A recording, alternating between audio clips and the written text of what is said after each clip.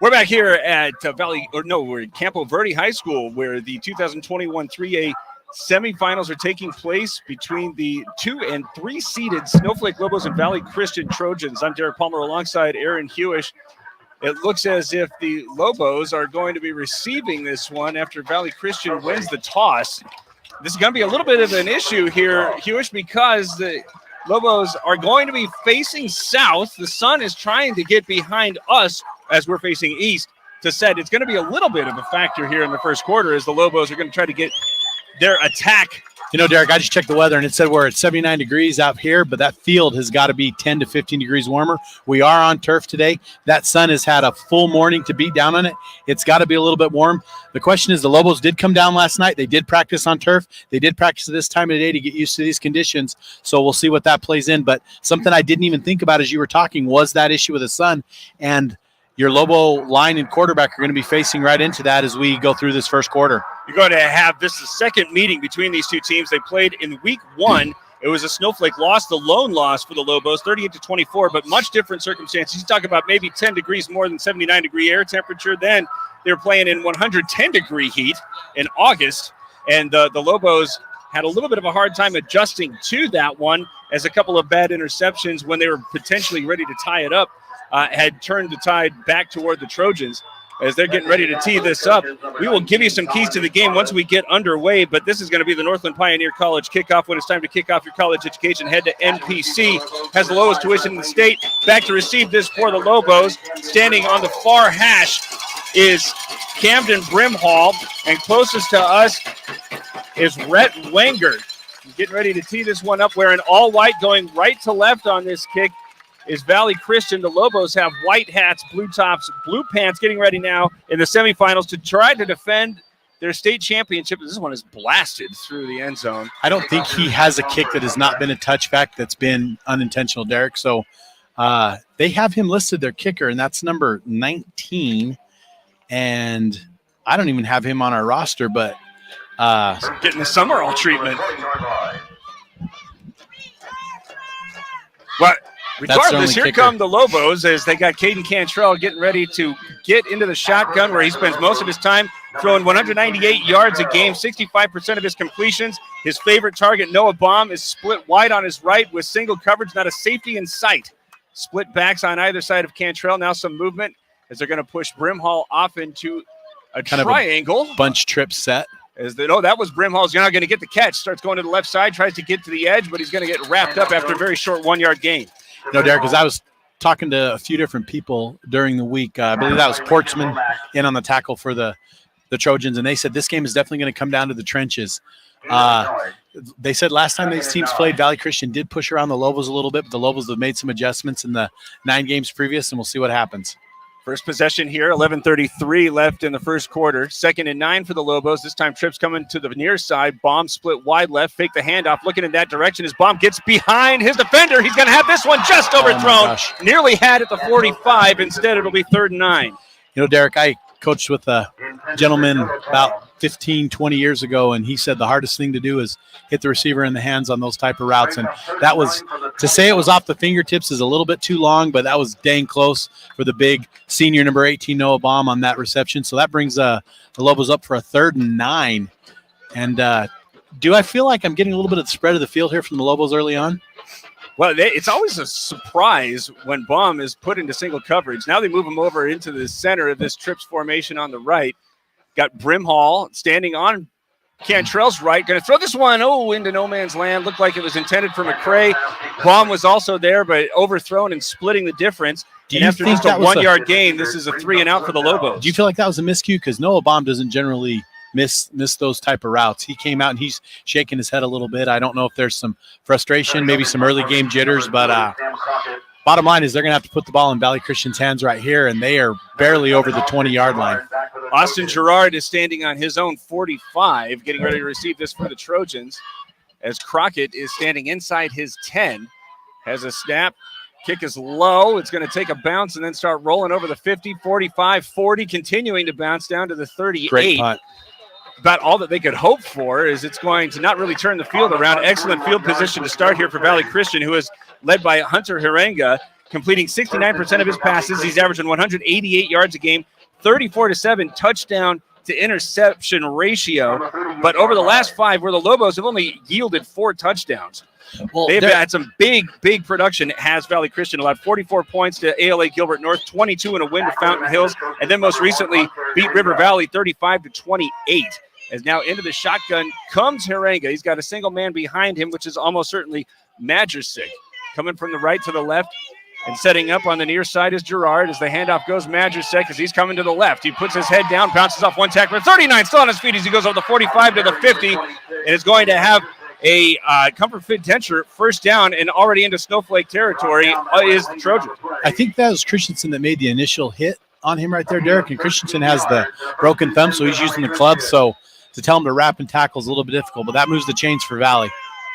Push it over to the Snowflake 49, 11 minutes and 2 seconds remaining. No score on Valley Christian's first possession as they dump this one over the top. Snowflake trying to elevate and get that one, but it will be completed to Bradford.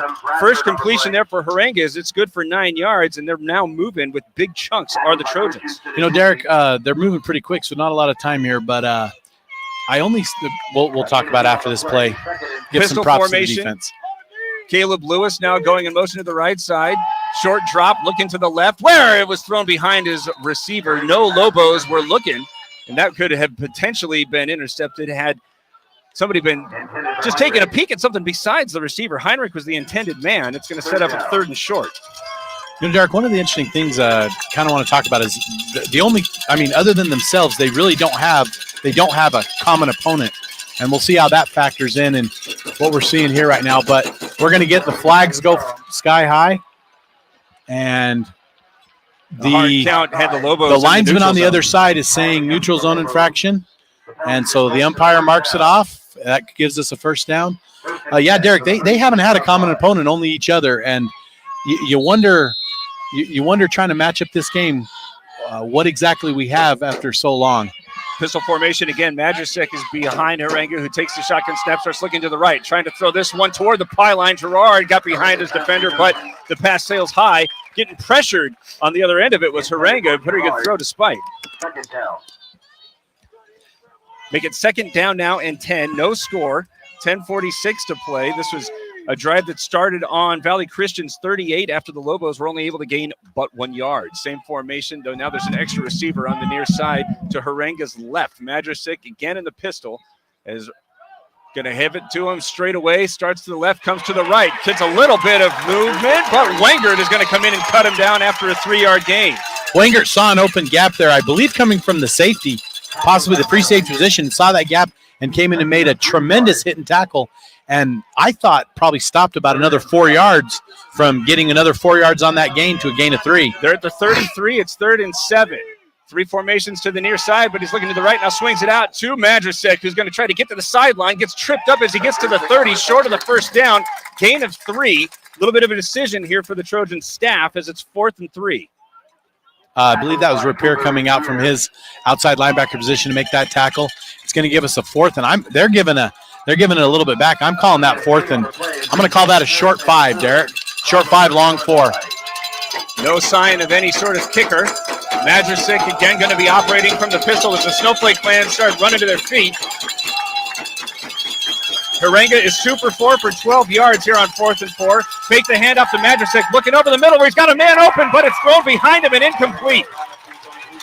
That receiver for Valley Christian, I believe, Hortzman looking back at the quarterback, giving quite a bit of a disgust look like, hey, dude, you had me. Hey, we got a ton of static coming in through the right ear. So the Lobos now are going to take over on their own 30. After allowing a first down, they're going to get a little bit better field position as Cantrell hops up, going to have Wengert standing on his left. And now coming in motion and back into the backfield is Jet McCray. Single receiver on either side as Cantrell gives to Wengert. Starts coming to the near side, but he is corralled by 5 awaiting Trojans. I think that was Brimhall. Camden. I think Camden ran that ball there. But very similar style runners. Gains maybe an inch. I'm going to give him 2 yards, Derek. Oh, there we go.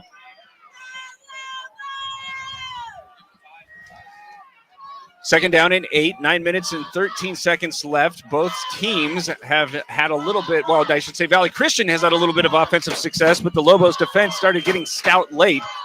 5 receivers now as they look to the left where it swung out to McCray, trying to make the first man miss, but can't do so.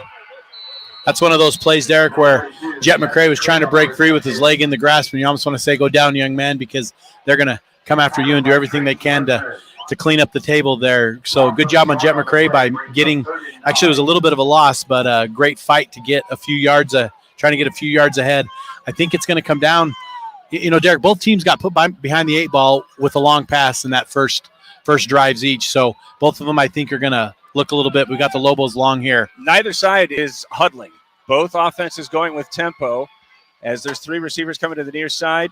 And now Guevara starts coming in motion. Instead, stops shy of the line of scrimmage, looking in this direction. Now Cantrell's running out of time. He wants to run with it. Instead, he's going to try to flip this up where Baum is going to get it over the 50. Caught out of bounds at the 45 in Campo Verde territory. And a Comfort Fit Denture first down after the gain of 24. You've got to give that offensive line credit for giving Cantrell time to wait, step up in the pocket, and find an open Baum. Baum was by far the most open man on the field and kind of cut across the middle to make that catch and run out of bounds on the far side. So having the coverage sack term thrown around. Instead, it's a Comfort Fit Denture first down. First trip into Valley Christian. We're at Campo Verde. As back coming in motion again is McCray, this time heading to the near side. Give it away to Brimhall instead as he gets some room over the left side. Tries to get to the 40 where he stood up and is again going to be very close to the yard marker after a gain of 8. As I look out this, Derek, I look that I think whichever team is able to settle in and find some success on offense early on, it's only the Lobos' second drive, and it looks like they've kind of reached that point. They know, and that long pass to Baum sure loosened up things in the middle for Brimhall right there. There's a 24-yard pass on 3rd and 9. Again with Cantrell as he's standing. Brimhall is on Cantrell's right. Cantrell wants to start the option, fakes the pitch, got the first down, still on his feet as he goes over the 35 to the 30 and finally spun down at the 27. He needed 2. He gained 12 and has a Comfort Fit Denture first down with 7 minutes and 29 seconds left. No score, but now the Lobos are in business. Lobos are absolutely on the move here. I look for him to keep loosening it up with these quick dump passes. Split backs now on either side of Cantrell. That includes McCray. Started with a single receiver on either side. Baum looks like again going to be benefiting from silver coverage, but they got a safety that's close to him. Instead, the pitch comes out to Brimhall. Starts a little bit of movement to the left, but had a hard time on the catch. It kind of caught him on the hip. Had to make sure he secured that one before he turned it upfield. Stop for no gain. Another early observation here, Derek. I didn't see who made the stop. Was it Bell? Okay, Bell made the stop on that one. The thing I'm noticing here, Derek, is the off tackle has not worked. The up the middle has worked, and the short dump passes has worked for the Lobos. Second down and 10, having already converted on 1 3rd and long, trying to avoid that. As the Lobos opting again to not huddle. Cantrell, 2 for 4 for 24 yards, but all of those coming on that last 3rd down pass to Baum. Having a hard time again as now the play clock is down to 10. Cantrell continuing to look toward his sideline, but now has everything set. Play clock's at 5. Takes this one, going to run it to the left. Uses his running back as a lead blocker to put his head down and get to the 25. He gains 4. It's going to be a little bit long 3rd and 6. We had pretty much 3 of the big men up front for Valley Christian making that stop. 3rd down now, 6 minutes to go. This is the second possession for Snowflake. Their first ended on a 3 and out, but got the ball back on downs after Valley Christian was able to push this one toward the red zone. Wound up taking over near the 30 and have now pushed it down to the 24.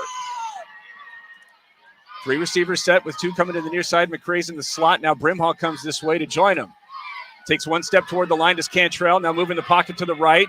Going to throw this one into traffic, but it'll be brought down by Tyler Clare, and it's over the 15. No, they're calling no completion. It looked like on that backside, Derek, that he was able to the Valley Christian defender was able to bring him to the ground and was able to scrape that ball out.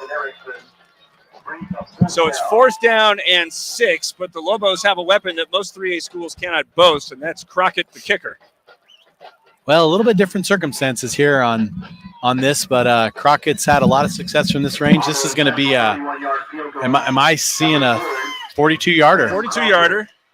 Trying to get on the board first here in the semifinals as the Trojans are crowding the line. Butler's the holder as the snap is down. The kick is away. It's low. It's got the distance. It's absolutely and good. It's good. Right through. 3-0. 5 minutes and 23 seconds left here in the first quarter. The Lobos take the lead. This is Sholo Ford's presentation of high school football on iTalk 106.7 and iTalk1067.com. All right, you're clear for a minute. I'm playing the sponsor one. Right. Is there something that's on the field that's getting in the way of that? We got stat. Do you have static?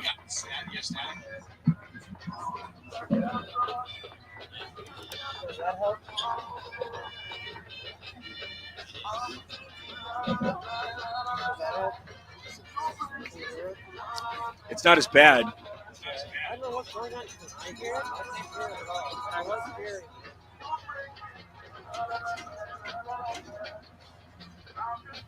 15 seconds. It's so weird.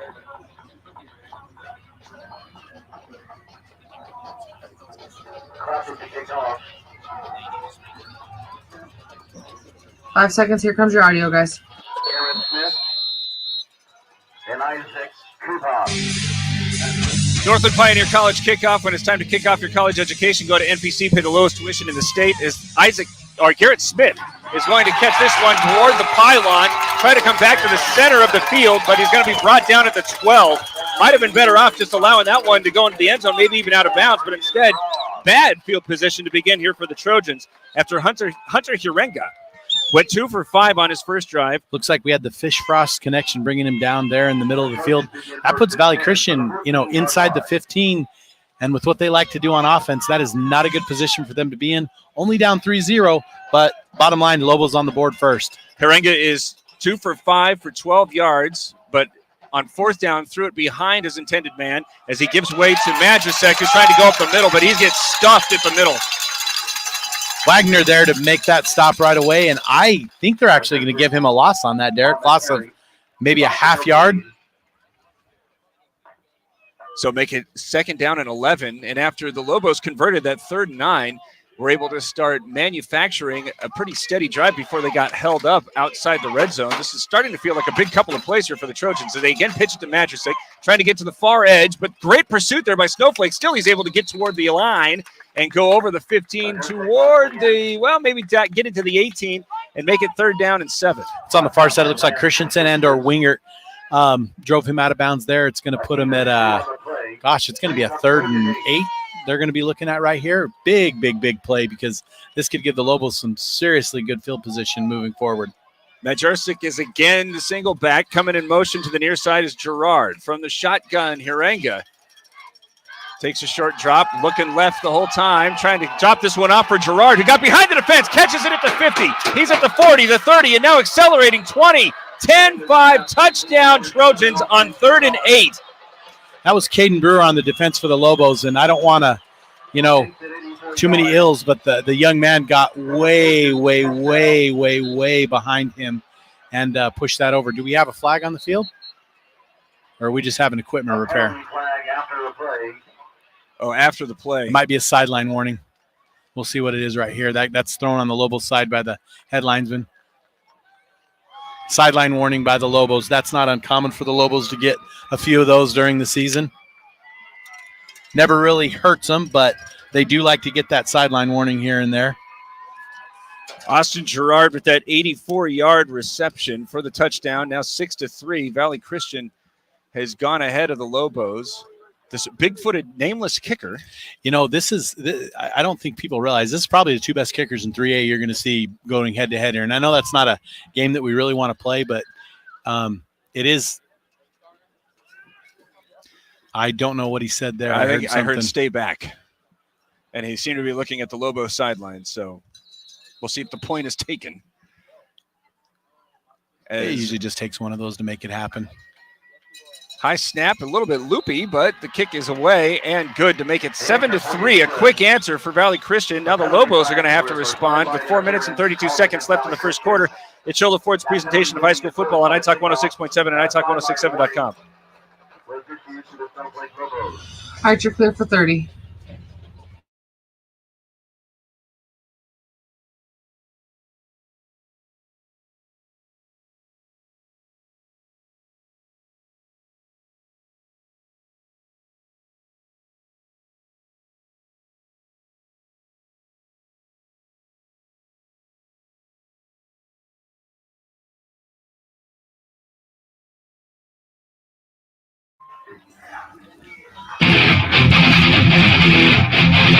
Already time for another Northland Pioneer College kickoff. When it's time to kick off your college education, go to NPC. You'll pay the lowest tuition in the state. The Lobos seem to be sitting pretty, leading 3-0, forcing a 3rd and 8.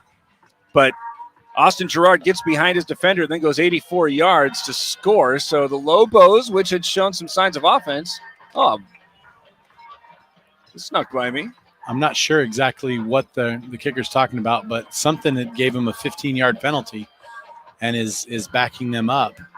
I don't know what said penalty is, but this nameless kicker for Valley Christian, I've seen a couple of their games, and he can put it very deep. Brimhall on the far hash, Wengert near. As now leading 7-3 here in the first quarter, the Trojans are going to provide a couple of playmakers an opportunity with this one teed up at the 25 following some sort of unsportsmanlike infraction. This one kicked low and angling toward Wengert in the sun. He's going to grab this one toward the 2. Starts approaching the wedge as he gets to the 20, looking for some blocking help, but none comes as he's going to be wrapped up at the 25, forces his way up to the 28. Still not bad field position for Snowflake, which was able to move toward the red zone, but still had to settle for a 42-yard field goal. They now trail 7-3. Great job by the gunner on the kickoff, Fuller, for Valley Christian to get in there.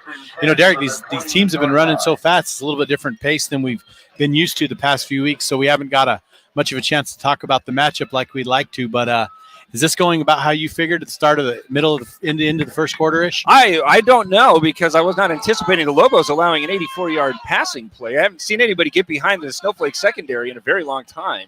As here they are with 2 receivers on either side trying to answer. Again, option coming to the near side. Cantrell doesn't see anything develop, so he dives over the 30, winds up gaining 3. Ferrara in on the stop for Valley Christian. You know, Derek, it's interesting you bring that up because even though we don't like to admit that, we do get a little bit chillier up in the mountains this time of year, and so the run game becomes more into play. So the Lobos haven't faced a passing threat like this in a few weeks. They have faced quarterbacks that like to sling it, so it's going to take them a little bit to adjust to this. Still with 2 receivers on either side. Brimhall standing on Cantrell's right, who's in the shotgun. 2nd down and 7 as he drops back now, looks to the far side where he's got McCray trying to make one man miss, but a great open field tackle brings him down at the 35, gains 3. A Camazo. I'm not sure exactly how we say his name. Young man made a great, we're going to call him Cade. That's his first name. But great open field tackle, like you said, but the Lobos did get 8 on that. So now facing 3rd and short, playbook wide open. As Brimhall taking a look at his wristband, as does Cantrell. Baum again with single coverage on the far side. Trips to the right. Going away from the run, looking over the middle where Claire's going to have this one in space. Just found a soft spot in the zone. Catches it at the 43, gains 5, and a comfort fit Denture first down. Great job by Claire there. Almost caught that from his knees. Looked like kind of a little low ball, and he was able to reel that and bring it up and give the Lobos a first down. 3 minutes, 4 seconds left in the first quarter. 7-3 Valley Christian still leading after the 84-yard catch. And the Lobos looking to respond. Baum coming to the near side again with single coverage. Now a little bit more movement as they're going to bunch up on the far side of the line with the 3 receivers. Brimhall standing on Cantrell's right, gets the call, starts running in that direction, steps around one tackler to get over the 45, and over the 50 he falls. Gain of 9 on first down, make it 8, but a big first down carry there for Brimhall, who now has 19 yards on 5 carries. What would you say the stat was, 19 yards on 5 carries? Yeah. And he and Wingard have been the lone runners, this correct? And Cantrell. But I mean the running backs, not Cantrell. And Cantrell's have been chosen out of the option position. Wengert now standing on Cantrell's left alongside with Brimhall. He gets the call and is going to get brought down in the backfield for a loss of 2. You know, Derek, it looked like number 4 made the initial hits, but Hortzman was in there too, as well as Caleb Lewis. Derek, neither team having huge success off tackle. Both of them having success in the middle, both of them having success with the pass. Valley Christian obviously the long, Snowflake with the short. somebody's got to find a way to be successful off tackle, and that will give us the winner of the game right there. 3rd down and 3. Snowflake again going with tempo. Bomb again on the near side without any help.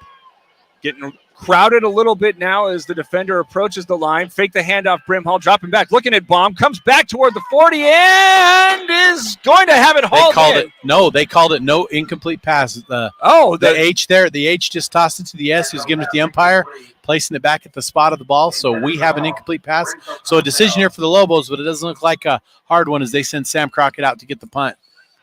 Bomb had run in a great route coming back and had that hit him right in the hands. Just couldn't haul it in. Number 7 for Valley Christian, that's Gerard is back for the – run off the field. He just came back up. So they're sending back number 21 for the kick. A little bit of pressure, but Crockett gets that away. Will bounce at the 22 and take a good roll, great bounce roll down to the 14-yard line. Easton Butler downing it for the Lobos there, the backup quarterback coming in. But give Easton Butler some props there. I think he's going to take over this Lobo offense next year and do a great job. Minute and 25 seconds left in the initial. There's been one firework, and that was Hirenga connecting with Austin Gerard for an 84-yard score. Lone touchdown to this point. 7-3, the Trojans lead as they come back out again with not great field position, but the Lobo defense was not able to take advantage. No, it looks like the Lobos are running their typical base defense here. They're not really adjusting anything. They're leaving that one-on-one coverage out here in the outside. Pistol formation, Magic goes up the middle, gains 3. He's met there by Matthew Brimhall, one of the really good brother tandems through the years. You had all of them played some great football for the Lobos. Passing situation, Caden Brewer was in coverage on that last touchdown, and he's again in single coverage on the near side as he's matched up with Ethan Heinrich, who's a pretty big dude. Still with the pistol, though, as Magic's been given a lot of work. 22 yards on 5 carries, gets another one as he tries to find a little space going over to the left of the line, winds up fighting his way forward for 4 yards. It'll be 3rd and short. Again, Derek, the off tackle didn't work the last drive for either team, and Magic goes right up the middle right there, and the Lobos kind of a little bit on their heels right here. Well, that running back, Caden Magic, 1,760 yards, averages 8.1 yards per carry, and they're facing 3rd and short, trying to get Snowflake to jump, but this time the Lobos do not. So taking a peek back at the sideline. They do have to snap it as the clock runs down. Well, it's got 12 seconds right now as he fakes the handoff, throws this one, a screen pass back to the 20, looking for a blocker as he gets that one, goes over the 25, and Gerard picks up the 1st down as he gets to the 29. Little chippiness going in over there on the sideline. One of the Valley Christian players mixing up the Lobos. Not sure. Didn't even look like the officials had split it up, so I'm not sure they were even aware of what was going on, but look for that matchup to get a little more chippy. 7 yards on that Comfort Fit Denture 1st down, 3 seconds left as they're going to run this one, throw this one over the middle where it's caught and then over the 40 for another Comfort Fit Denture That's first going to down. be the last play of the first quarter. Had completed that first pass to Bradford, and he's there this time for 12 yards. The previous was 9 as the clock's showing zeros, and Valley Christian, which started on its own 14, is again in business as they are at the 43-yard line, their own 43. But 1st and 10 coming out of this break as we get ready for the second quarter with Valley Christian leading 7-3 on Chola Ford's presentation of high school football on iTalk 106.7 and iTalk1067.com.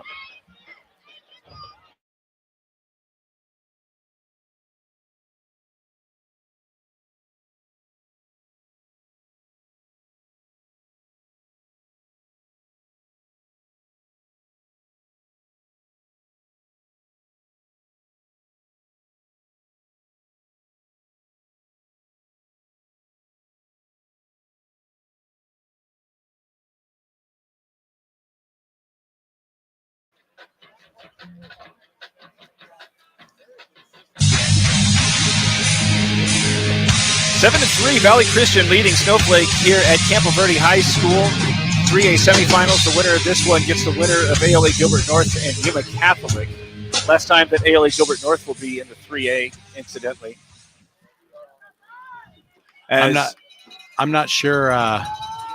They did have that 44-7 drubbing of Valley Christian, but the one thing the Lobos have going for them, if they can make it through this week, is they have a solid defense that I don't think we've given enough props to this year. 1st and 10 on their own 42. Gerard, who has the 84-yard touchdown, goes in motion to the left. Harenga turns and gives to Majestic, trying to string this one out. Now tucks it up over the 45, gets to the 50, and is brought down by Wengert, but not before Comfort Fit Denture first down is had. They just stopped the clock and indicated first down, but that's the first off-tackle play, Derek, that I've seen run at a successful, successful go for either team. First and 10, now 11:51 to play in the half. 7-3, Valley Christian leading. Majestic again in the shotgun as he's going to get the pitch from the pistol, trying to come to the near side. Again gets the corner as he goes over the 45. LeSueur is pushed over as he forces him out of bounds, but a big hit delivered there by Majestic, who has 8 yards, make it 7 yards on that first down carry, has now run for 43 yards on just 8 opportunities. He and Jace LeSueur had a chance to meet face-to-face there, and I think they both kind of got the best of each other on that hit. Great job by both teams, both young men. Majestic's been the hot hand and said Harenga's looking to pass this one to the left. In traffic, he drops this one up, but it's not good. And then trying to time that one and disrupt Christensen there, getting in Heinrich's way. And he's kind of fortunate that that was not a personal or a pass interference flag. I think that came after the play. If anything, it would have been something extracurricular. But, if he catches that, that's a moot point. Great job by great no call by the officials there. So second down. Calling it 4. The officials stopped play. I didn't see anything that had gone on, but now they're winding both clocks. 11:36 left, and the clock stopped because of the incompletion. Split wide on the left is Heinrich. And Gerard coming to the near side. Now an offside eye with the pistol going. The handoff will be given to Kupot as he tries to get to the left, but gains just 2 and is going to be shy of the first down. That was number 20 for the Lobos. That was Christensen there. Christensen, I can't quite see that wrap. Yeah, so he's having to use his body to make those Oh, I see the club that they put on his hand for this game. Great job by him to make that happen. I beg your pardon. That was third down, so now 4th and 2. On the Snowflake 40, and it looks as if the initial thinking is the Trojans want to go for it, but now Valley Christian will use its first timeout with 11 minutes and 10 seconds to play in the second quarter. 7-3 they lead, and a big 4th and 2 coming up after this on Cholo Ford's presentation of high school football on NightTalk 106.7 and NightTalk1067.com. All right, you're clear.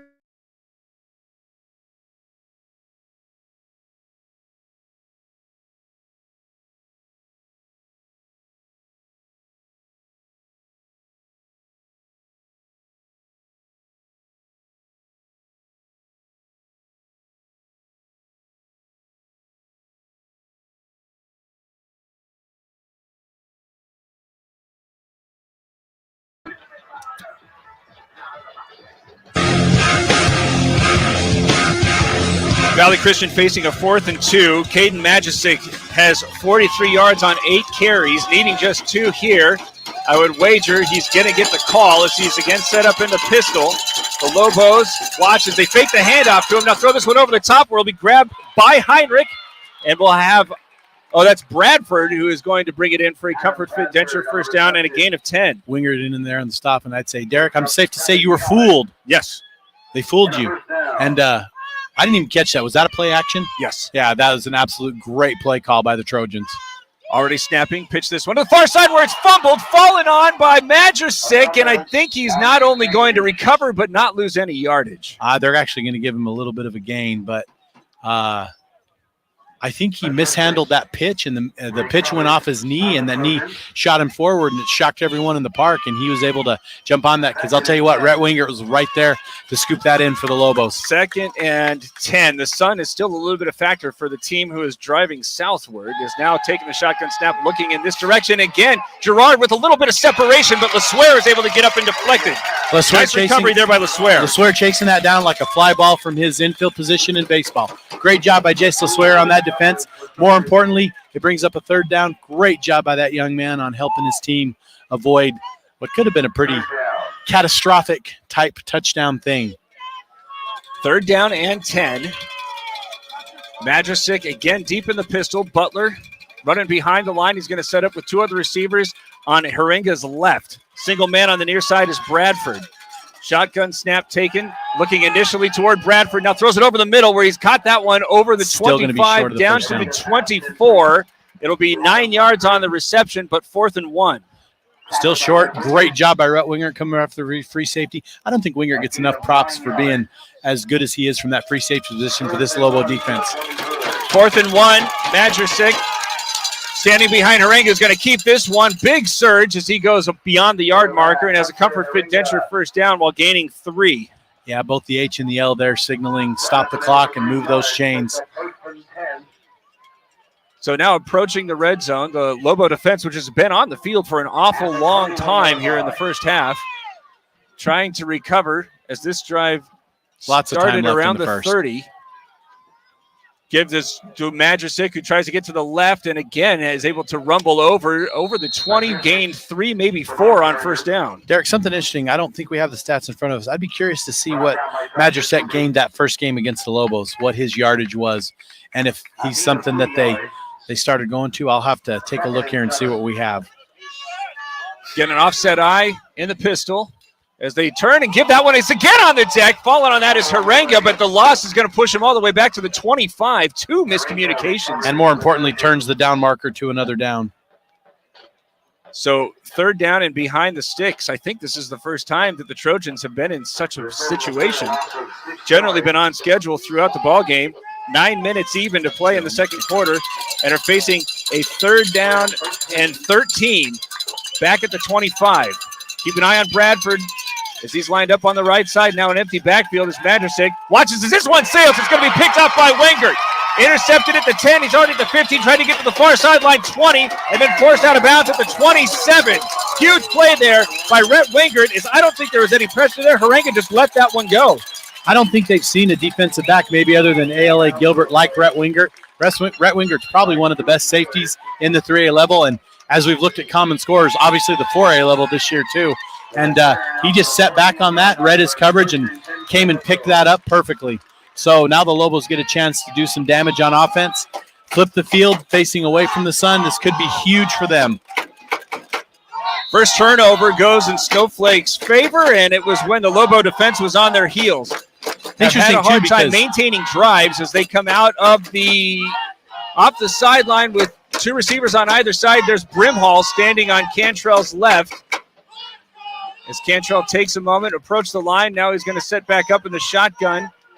Watches as McCray comes in motion, and then that did not take too much time, but they're calling a false start. I believe they called it on the receiver on the far side. He flinched a little bit, and it led to that. So whereas Valley Christian had not yet, prior to that last play, been behind the sticks, Snowflake has been kind of doing this to itself here a little bit. You know, Derek, an interesting point as we were talking about, I just had our statistician here looked up Madrusik in that first game against Snowflake, and we'll get to that in a bit. 2 receivers on either side. Cantrell looking to the near where he's got McCray, but he's met immediately, nearly runs through the tackler, but gains all the yards back on that penalty. Smith in for the Trojans on that stop. It looked like the first time these 2 teams played, Madrusik had 17 carries for 97 yards. And so through the year, I think that he must have been a weapon that they've had in their back pocket, but he's just, something had to have changed where he's making the plays that he is. 2nd and 10. After the false start, the Lobos again opting to go without a huddle, and there's been a little bit of confusion here on this drive, but now Baum splits out wide. Cantrell's going to keep this as he goes up the middle, 30, 33, and lunges forward. Maybe gains about 6 or 7 yards there. He's such a big dude. I'm looking at the spot on the far side, and I'm giving him a 5-yard gain on that one. Both the line guys looking at each other, finding that spot, and it looks like he perfectly put 5 yards between themselves. So they've gained 10 yards, but because of the penalty, now facing 3rd down, it's a long 5. Cantrell with 24 yards now on 4 carries. Brimhall getting ready to set up on his left. He has 19 on 5 carries. Baum been targeted twice, but 1 catch for 24 yards as he's again wide to the right. Shotgun snap had by Cantrell, drops back and looking in Baum's direction. Lots of time, but starts to run out. Now he'll be brought down by 2 Trojans at the 25. That looks like number 72 for the Trojans. I'm trying to get through the lengthy roster we have here. Number 72 for the Trojans, and that's Lincoln Womack. And Lincoln Womack did a great job. He had him high, and then he used that right hand free to wrap that bottom leg and brought Cantrell down and put the Lobos on a 4th and long. So after the turnover, can't move the sticks. Crockett back out to punt. as Justin Erickson is standing at his own 40. Crockett gets this one away. It's hanging up high, bounces at the 40, high bounce as it now continues to roll over the 30 and will start to dribble back to the 25. So nice job there by Crockett to take advantage of the interception to at least turn the field around. But the Lobos have twice now allowed for the Valley Christian offense to sustain some drives. Only they haven't given up any points while so doing. I agree with that. Valley Christian did have 2 fumbles in the pick on the last drive, so not a very crisp drive for them. We can look at the yards, but, you know, Derek, I wonder down on the field with these guys matched up how long that first game or second game of the season is coming into play here for what's happened. Here come the Trojans leading 7-3 with 6 minutes and 40 seconds left in the second quarter. As 4 receivers line up, including on the near side, Bradford and Gerard. Haranga's thrown for 134 yards, but he gives this one to Majicic, who's going to try to cut back to the near side, but he's stopped after just a gain of 1. Braden Lewis is there with the stop. Interesting now as they come up, Derek, they had that interception last drive, so are they going to kind of go conservative and rely on Majicic to get the yards, or do you think they're going to go back to this long passing game, or are we going to see short dumps, or what are we going to see out of the Trojans? Same formation, still with Bradford and Gerard on the right, but now Gerard going in motion back to the left, looking in that direction. Haranga's a little bit of pressure, but he's forced to flush. Now winds up and throws that over the middle where Bradford had that one. I don't know if that should be a complete pass, but it looks as if they're going to let the fumble play out.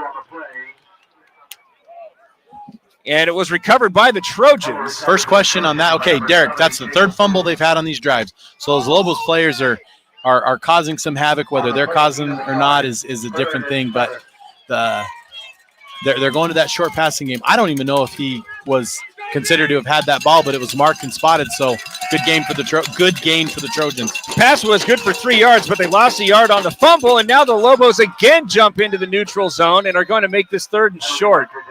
Both the H and the L signaling there's an encroachment. The umpire's marking off 5 in the wrong direction if you're a Snowflake Lobos fan. Second time now that the Lobos have bit on the hard count. The first time it was good to move the chains, but now Majicic is wiping the blood from his fangs. 4.8 yards per carry. This time he needs about 3. He's in the pistol as he's got 2 receivers on either side with his quarterback Haranga in front of him. Straight give to Majicic, and he explodes over the 35. It gets down to the 37, gains 4, and has a comfort fit denture first down. Wagner in on the stop for Lobos. Derek, I kind of feel like the Lobos are getting a taste of their own medicine here as they're using these passes to loosen things up, and they're still convinced that they're going to come back with this long pass here, which is loosening up that middle for Majicic. 5 minutes, 15 seconds left. Trojans already at the line, and again the Lobos jumping into the neutral zone. Flags out, as this time the guilty party was... I believe that was Jacob Wagner, number 62 for the Lobos, jumping off, and he just got a little bit of foot happy and bit in there. It looked like they moved big Tony Munoz on this drive too, Derek. They moved him actually in the middle to a tackle position. So I believe that's Mowers and Wagner are now our ends, and there goes Wagner again, and he just jumped. No, that wasn't Wagner this time. It's a comfort fit denture first down. The Lobo faithful here saying he didn't cross, but those of you who know what the neutral zone is know that he infiltrated that zone, and that's going to be a 5-yard penalty every time. This is the first time, at least this season, that I have recognized anybody really trying to exploit a hard count against the Lobos. It's coming in the semifinals, and that's the 3rd time that they have bit. I believe Snowflake, that's combined offense and defense, has 5-yard penalties. As we are now at the 4-minute and 57 mark, Snowflake trailing 7-3, and Trojans are marching. It's Stola Ford's presentation of high school football on iTalk 106.7 and iTalk1067.com. How many penalties do you count there? Attention, high school juniors and seniors. They've had 2 procedure penalties also, right? Get ready to transform your life. In jump twice. Northland Pioneer College offers high 15 school. yards.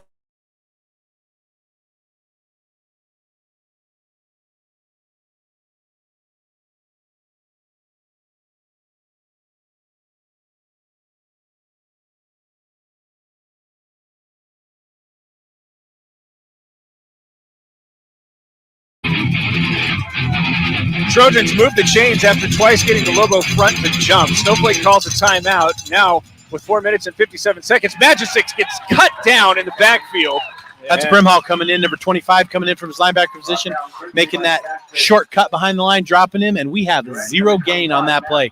Great job by Brimhall. 4 minutes, 40 seconds now as Valley Christian's going to get the ball to start the second half. So this is becoming a pretty big possession here for the Lobo defense as they're now crowding the line. 4 receivers, 2 on either side, and an awful lot of real estate. Looks like, Derek, they're trying to take away that off tackle, but they're leaving the middle and giving Brimhall a big job to come up that middle and make it happen. Blocked, though, as it's deflected, and now trying to gather that one in, as that was Braden Lewis who was able to get both hands on it. Trying to just set up a timing route with all sorts of, again, empty space behind the safeties. A lot of stress being placed upon these cornerbacks, but getting some help from the front 7. I think the Lobos have decided, hey, we're going to have to pressure because we're not going to leave it all in our corners. So, sending pressure is a little bit of a gamble, but it sure paid off there. This time, safeties are deep. 3rd and 10. Bradford lined up on the near side, but they're looking to the left where there's a little bit of an open player, but instead it's going to be gathered in and thrown over to the 41. The Snowflake fans are furious that holding flags are not being thrown, and I think they got a case. That's a comfort fit denture first down, but Harenga was given a huge assist when a hold was not thrown. 149 yards there. I'm not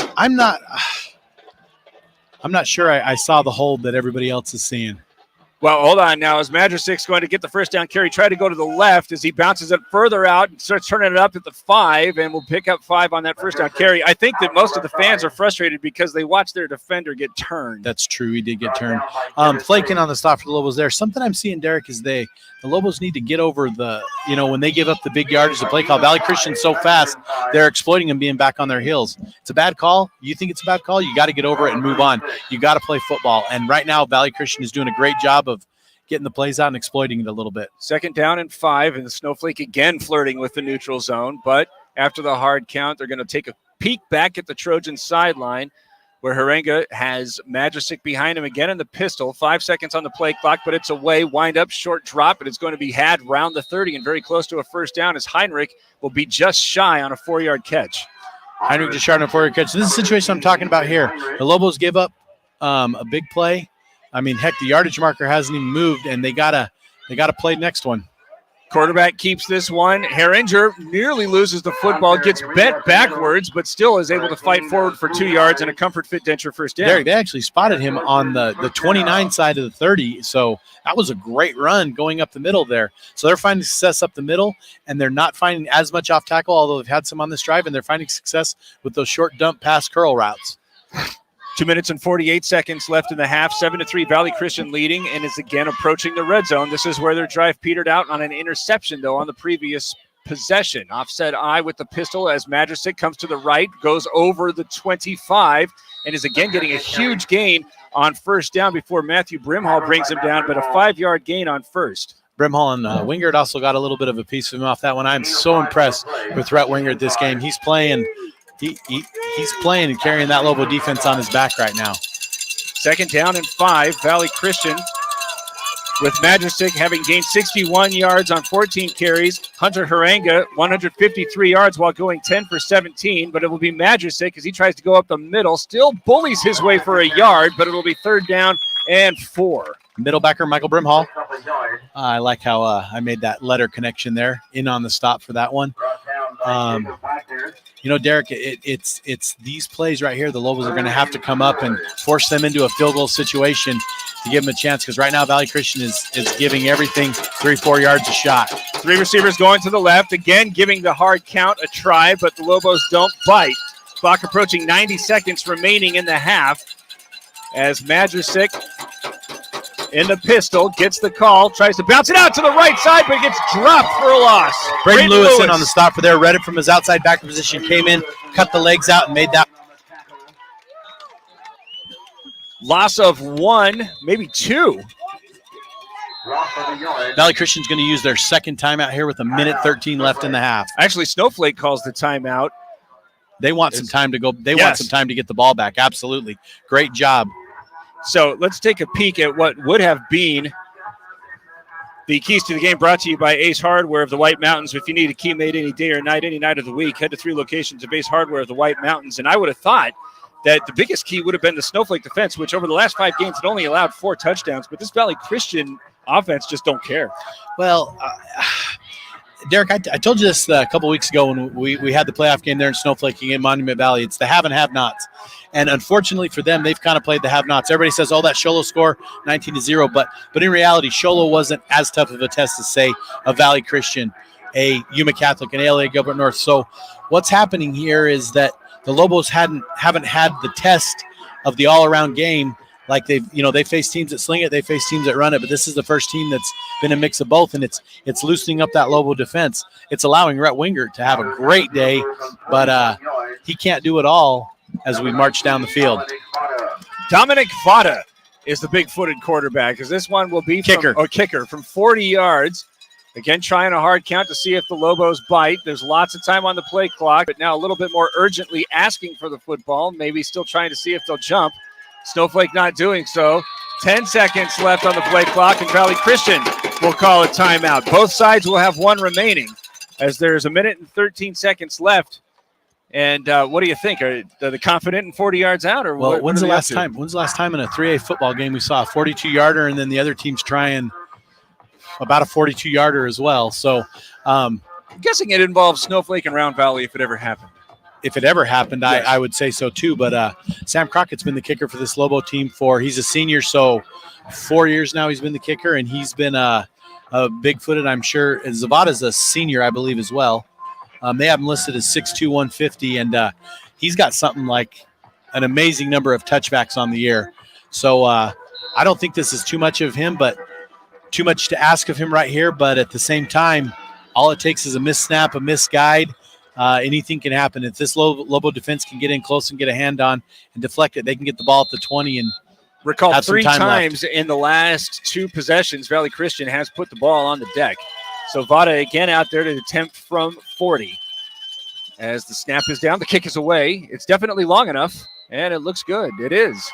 So, Derek, we've had an interesting game here where we've had both kickers hit from about the same distance from the same side of the field in a 3A playoff football game. Congrats to both of those young men. I'm sure somebody be pick up on both of those guys to do some kicking duties in the next couple years. 10-3, Valley Christian leading with 1 minute and 8 seconds left. It's Sholo Ford's presentation of high school football on iTalk 106.7 and iTalk1067.com. When it comes to paint, whether you're looking for interior or exterior paint, Dunn Edwards provides quality solutions to make all your painting projects look professional. And the home of Dunn Edwards in the White Mountains is Ace Hardware in Sholo, Pine Top, and Heber.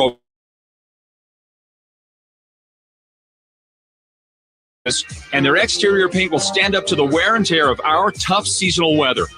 When it's time to paint, it's time to visit Ace Hardware of the White Mountains for high-quality Dunn Edwards interior and exterior paint and primer.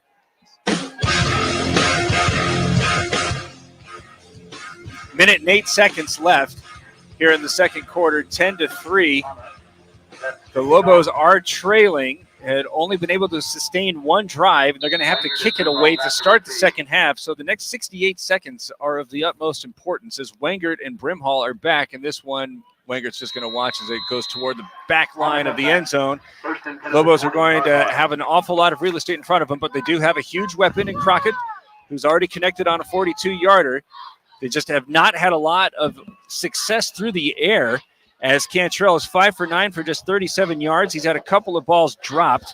And then Camden Brimhall, who is ordinarily running for 77 yards a game, has put 19 on 5 carries. So they're going to come out. I think that's what they're going to have to do is loosen up to get Brimhall the ball. Come out with 3 receivers going to the near side. Bomb, single coverage on the right. Jet McCray feints as if he's going in motion, and now comes back to the near side where Cantrell wants to wind up looking for some space. Now he's going to be pressured. Starts rolling back to the near sideline where he throws it away. A nice decision there by Cantrell. Great job by Cantrell to get that ball away. Receiver in the area, Jet McCray, no purpose of grounding. Jet McCray possibly flipped and came back and had a chance to get that. So a great job by the Lobos. More importantly, it stops the clock. We're right over a minute to play. minute 2 on the clock. And at this point, Derek, are you thinking touchdown, or you think the Lobos are just thinking give it into Crockett's range? They're just thinking yards, as they have a minute and 2 seconds left.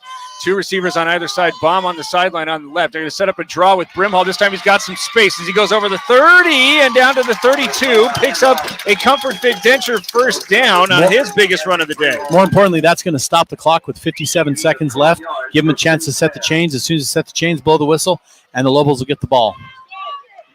Everything's set. Now 55 seconds left. Trailing 10-3, and there's a flag coming out. And Gavin McCray. No, Valley Christian, which had too many men on the field, burns its last timeout. That's one of those.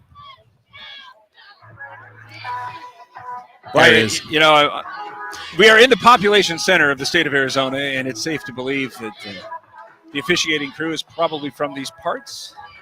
Well, you know, it's just a thing about when you drive for 3 hours, you can sometimes plan on being treated rudely. Sometimes. I think that's the case. I'm pretty sure this crew, though, has done their fair share of close games. It's a 7-man crew. There was only 1 or 2 times this year up in our area we saw a 7-man crew.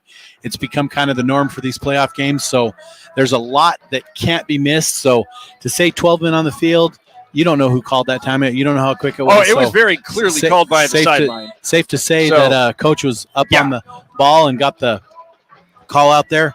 The Lobos right now, I believe they have 2 timeouts. No, they got the one. They had to call timeout. Okay, they do have the one. Okay, so they do have the one. They have with Bomb, you have a receiver threat at any time. But the population center in the state of Arizona, I'm going to smile at that one. We'll talk about Valley Christian and their population here in a little while. 2 receivers again on either side after Valley Christian uses its final timeout.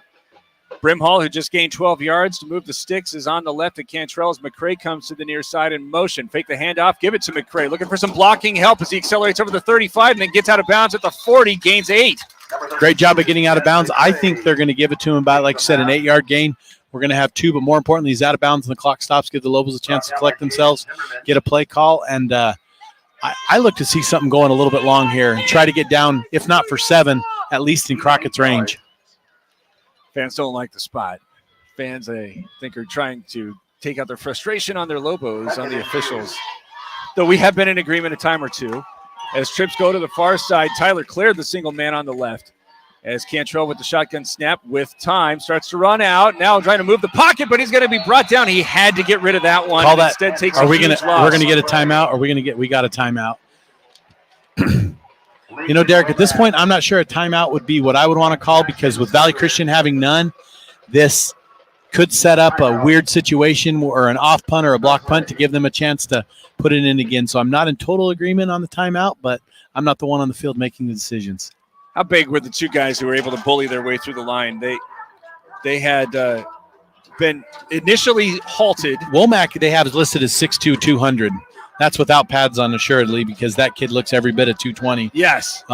Here's the interesting thing is Cantrell, I don't believe, has ever been in a circumstance, at least in a game that we've watched, where he had to recognize that time was running out, could not take the sack, needed to at least get rid of the football. Well, that's the first time he's seen pressure up the middle, too. He was doing what he's been taught to do, and that step up in the pocket. And by stepping up, he's, oh, no, I've got pressure coming. So he was trying to reverse pivot out of that, and he had the other defender coming, too. But my point being that he needed to just get rid of that. He did need to get rid of it. I agree. Set up 3rd and 2, but this is a situation that the Lobos have not found themselves in, having a front that could push back against them as they're now facing 3rd and 13. And again, time starting to run out on Cantrell, but he's going to unload into double coverage where Baum is going to try to slide in front. Instead, it's going to be picked off and taken at the 21. And again, trying to challenge 2 defenders, but not a lot of damage done there, as it's going to leave Valley Christian with just 27 seconds left.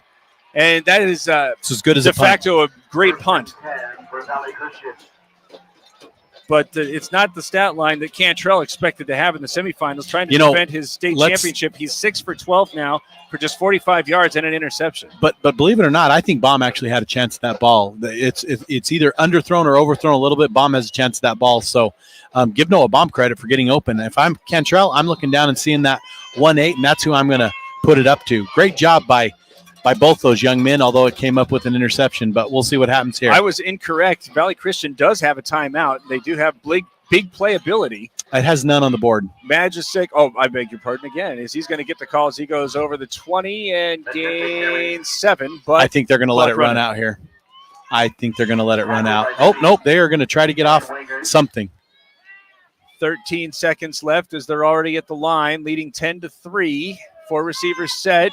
7 seconds remaining as they again go with Magic, trying to see if he can pop one. Gets to the second level, gets to the 40, has a comfort fit denture first down, but they're going to stop the play with 0.6 of a second left, but there's not going to be anything they can do. Lance Christensen and club making that stop for the Logos. His broken thumb there's taped up quite a bit.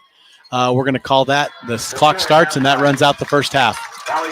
So a little bit of a surprise here is Valley Christian, which had knocked off the Lobos 38-24 in week 1, holding on to a 10-3 lead. The Lobo offense has been kept in check, and the Lobo defense has been back on its heels throughout the first half. So there's an awful lot to talk about in that locker room, but the Trojans got to be feeling pretty good. As the winner of this one is going to get ALA Gilbert North or Yuma Catholic, and it is Valley Christian with the early advantage. Again, the score at halftime 10-3. We'll tell you about it after this. It's Sholo Ford's presentation of high school football on iTalk 106.7 and iTalk1067.com. This November, you don't have to wait in line for the best Black Friday deals. That's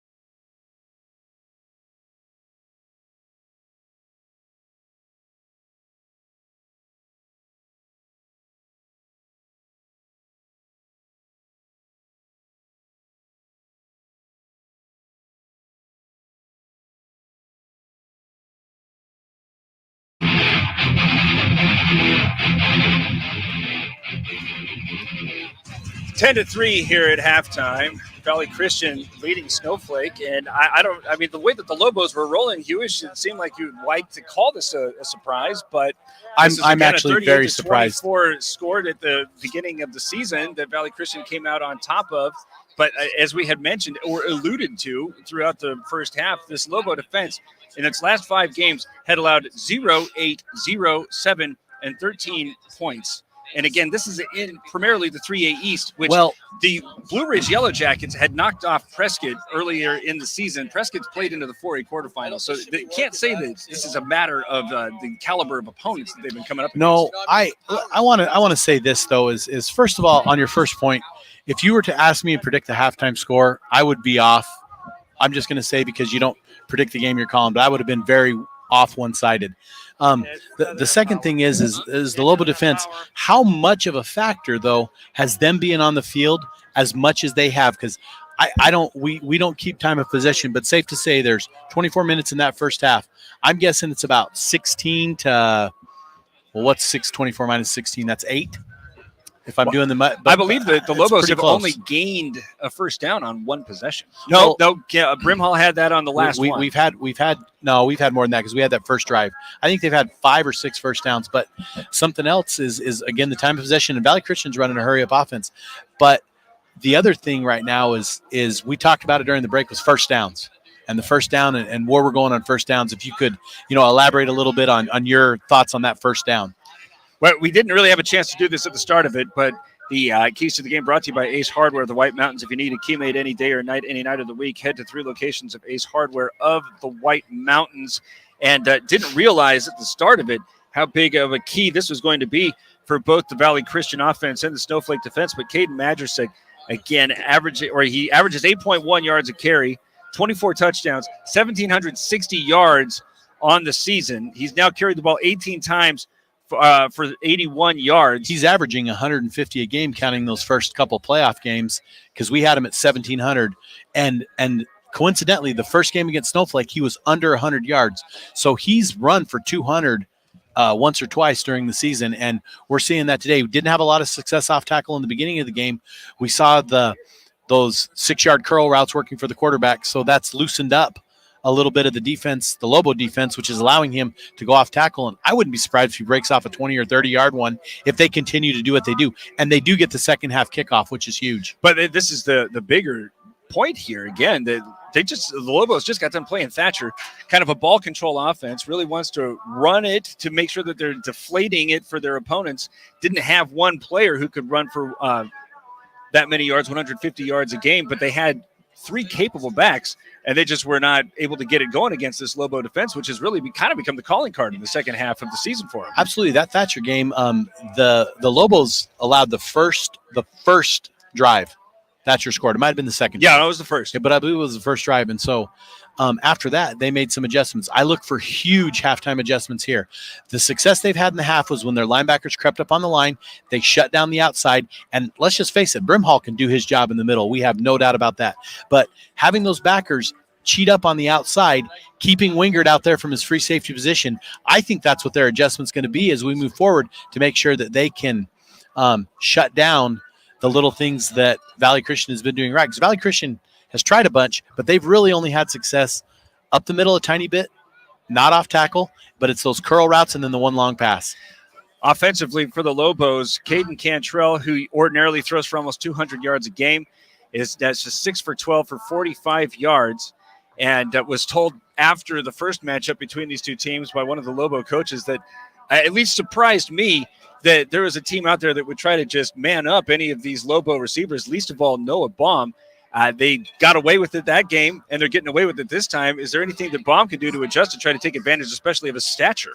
Now, when it comes to Baum, I've said this, I think the times he was targeted that he missed, I think Baum was right there. I think the ball was just missed. He was open. Even that last interception we saw, Baum almost had a chance to get that. I'll say it again, if it was underthrown a bit or overthrown a bit, he gets that ball. The one in the first quarter, barely.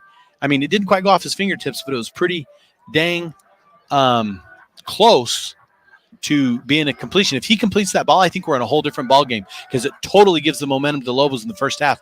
As it was, we saw high-powered, quick offense absolutely ball control that first half and who gets the ball to start this half. So their adjustments are going to be made. They're going to get the ball.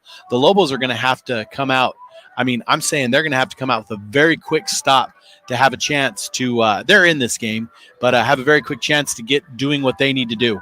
Brimhall right now with 31 yards on 6 carries, not that far from his average at this point in the ball game, but only 6 carries, and a lot of that is in large part because Cantrell has not been permitted to time that he's going to need to try to make sure that he can allow his receivers to get open in this man coverage. So the question becomes, what does the Lobo front need to do to try to make sure that these two, the rushing and the passing attacks, can start to work in concert with each other? Well, the first 2 drives, they did very well. That's what gave Cantrell the time. I don't know if it was backer coming through, because as an offensive lineman, you take that step back or you take that pass block and they delay blitz that backer. It's hard to pick up. And so I'm not quite sure, because our replay is not where it needs to be today. The linebacker is able to step up and make that delayed blitz and is causing that to happen. But however, I believe number 72, I cannot remember his name, for Valley Christian, has been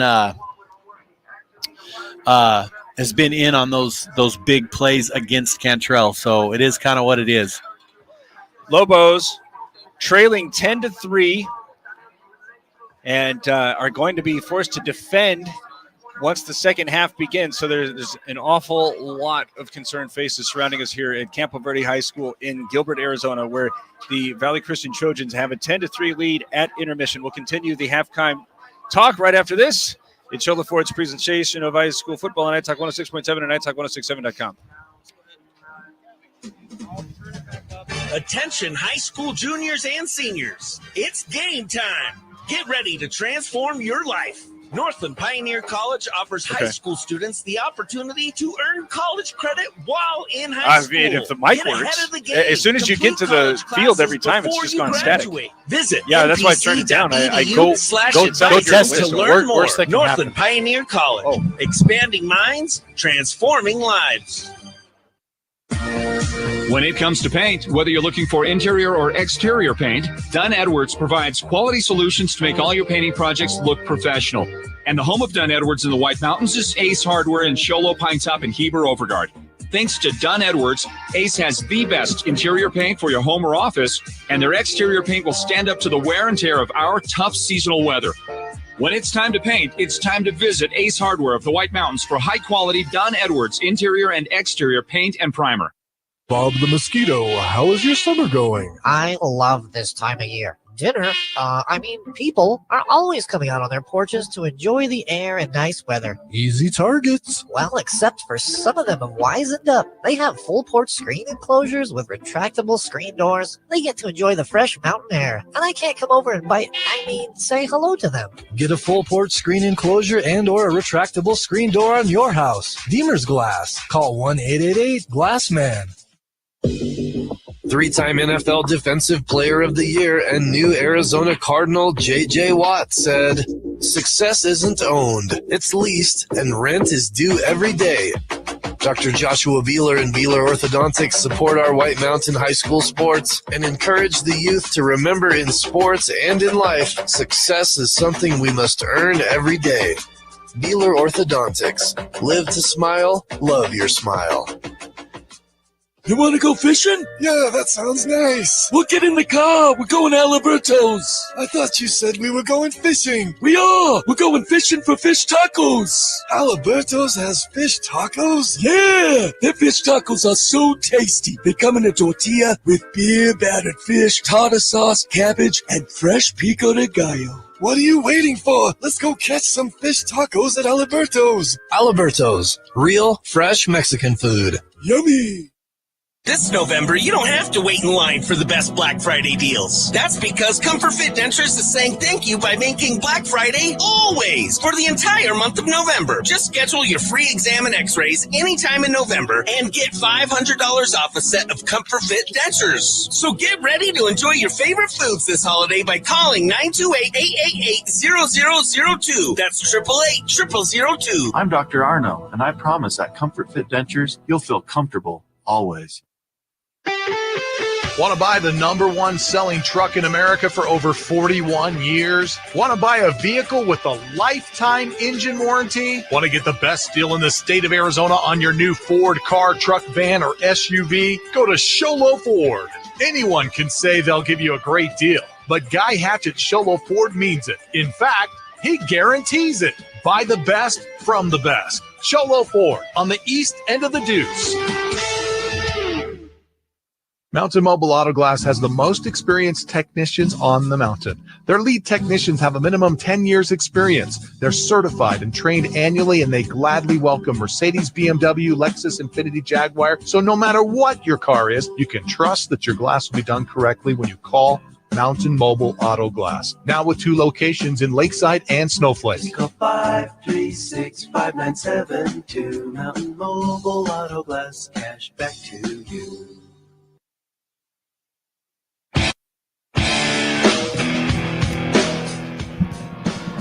Lobos trailing 10-3 here at Campo Verde High School in the 2021 semifinals. Winner this one waits to see if it's going to be ALA Gilbert North or Yuma Catholic. So, Derek, can we talk about that? Can I just get the buzz out of the way? No, why not? You have one traditional public school, and the rest are the others. And I don't know at what point 3A is going to get rid of that, but it just seems awfully fishy to me when you have a Christian, a charter, and a Catholic in the finals. By the way, the Valley Christian kicker warming up here is hitting consistently from the 40, so 50 yards out, and giving him some yards to spare. Right, he is responsible for 3 of Valley Christian's points as he connected on a 40-yarder. He, of course, is Dominic Vada, as right now he's going to try something from the neighborhood of 54 yards. He didn't get quite on that one. I was talking to Coach Fraley, the special teams coach for the Valley Christian Trojans. Coach Fraley, the special teams coach, assistant head coach, and the softball coach at Valley Christian High School, telling me that he's got many, many, many D1 schools looking at him, but no complete offers yet. The Trojans right now are being headlined by Hunter Harenga, who is 10 for 17, 153 yards, an 84-yard touchdown, and an interception. The interception was a big one because his team had moved into the red zone. It was 3rd and 12. That was the only time that I recall that Valley Christian was forced to play behind the sticks, and it was picked off by Wengert, as he also had been sharing the spotlight with Caden Majersek, who has carried the ball 18 times for 81 yards. The favorite target thus far has been Adam Bradford, and interestingly, almost all of his catches, save for I think the last, has just been going into the center of the Lobo zone and finding some space. 234 yards of offense put up by the Valley Christian Trojans. It's amazing because that interception by Wingard, essentially, that was a back-breaking drive because they're going to get 3 out of that possibly. But that back-breaking drive could have been bad news for the Lobos. So the fact that we're 10-3 and we're kicking off to Valley Christian, it's hopefully some huge adjustments have been made to stop those little things. I look for the Lobos to come out and put a 3 and out right here for the Trojans to start the half. That would set it up for Caden Cantrell to come onto the field, where he is now 6 of 12 for just 45 yards and an interception. He has connected 3 times with Jet McCrae, but just 12 yards. Noah Baum has 1 catch for 24 yards. Tyler Clare has 1 catch for 5 yards, and Davin McCrae has 1 catch for 3 yards. But the running game hasn't been any more stout, as Brimhall's carried the ball 6 times for 31 yards. Cantrell has lost 17 yards on 2 sacks, but otherwise has just 7 yards on 6 carries. Prior to that, though, 24 yards, as they've been doing a lot of option or just design quarterback runs. Brett Wingert has only carried the ball once, -2 yards. Something else, too, Derek, is we also have a situation where the Lobos are 5 penalties for 20 yards, but those yards coming on that field goal scoring drive. Getting ready to start the second half, and it will be Snowflake kicking it off to Valley Christian to begin. The Trojans lead the Lobos 10-3. It's Shola Ford's presentation of high school football on iTalk 106.7 and iTalk1067.com. The #1 selling truck in America for over 41 years. Want to buy a vehicle with a lifetime engine warranty? Want to get the best deal in the state of Arizona on your new Ford car, truck, van, or SUV? Go to Sholo Ford. Anyone can say they'll give you a great deal, but Guy Hatch at Sholo Ford means it. In fact, he guarantees it. Buy the best from the best. Sholo Ford on the east end of the Deuce.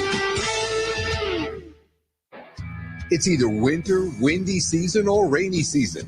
Keeping your car clean isn't as easy as it sounds up here. Ashley, pull it after the spot. The time buying chamois. Listen, take it to Octopus Car Wash, the only full-service car wash on the mountain.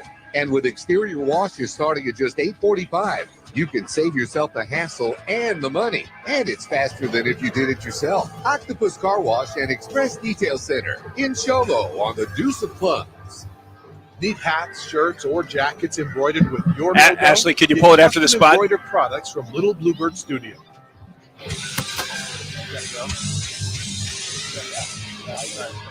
Closing minutes of halftime here. Valley Christian leading 10-3 as we're sending it down to Ron Ebringham on the field. Coach, thanks for taking time with us here at half.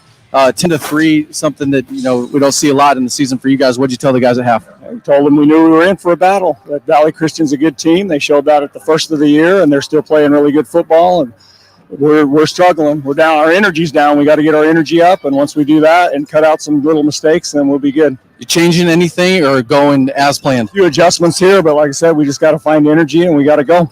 Okay. Good luck, Coach. All right. Thanks, Ron and Coach. As an interesting. I love the fact that he said the game plan as well as making the adjustments. I think that's huge. You don't want to throw the baby out with the bathwater, and I think the Lobos are going to come out and make those little adjustments. We didn't even really talk about offensive adjustments that they might need to make because I don't know if there are any. It's just a matter of ball placement, doing the fundamentals, blocking, defense, tackling. Actually, tackling's been pretty good for the Lobos this half. I'm intrigued that he mentions energy. I haven't necessarily noticed a big difference in that. How do you size up the Lobo energy relative to what we are used to seeing out of that sideline?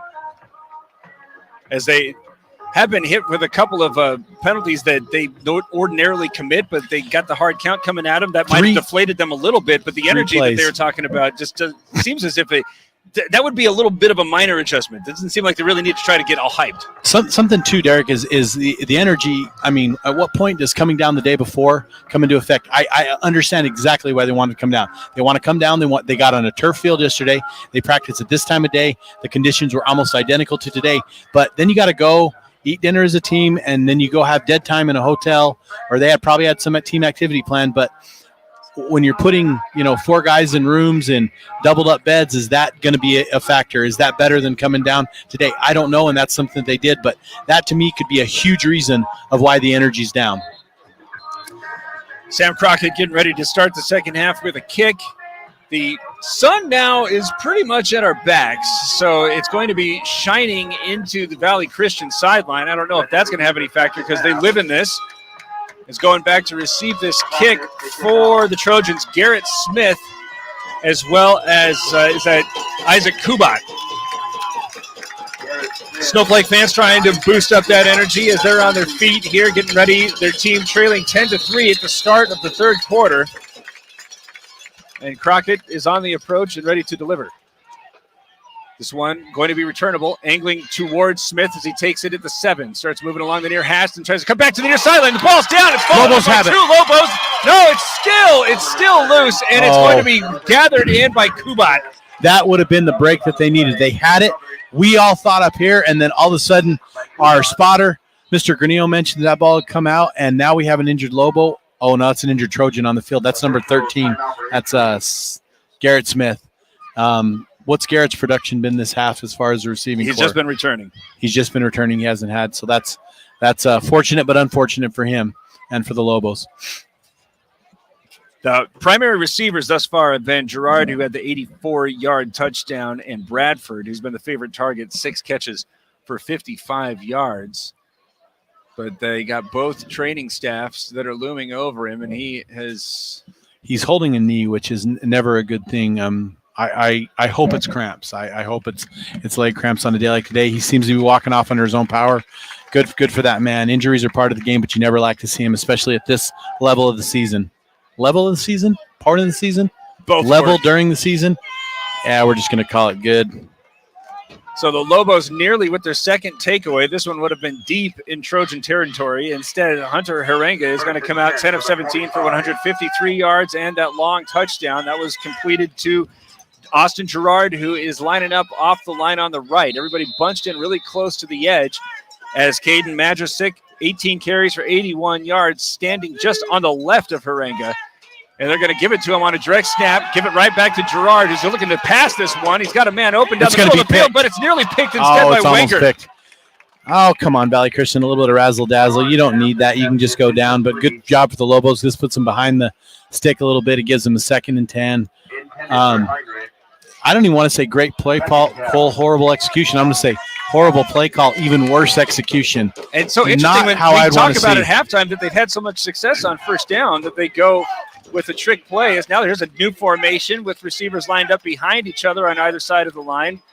Got Matisic back in the pistol as he gets the call and is going to be met at the line of scrimmage, and it'll be 3rd down and 9. Wagner covers defensive end, red heel line perfectly. Came in and made him in.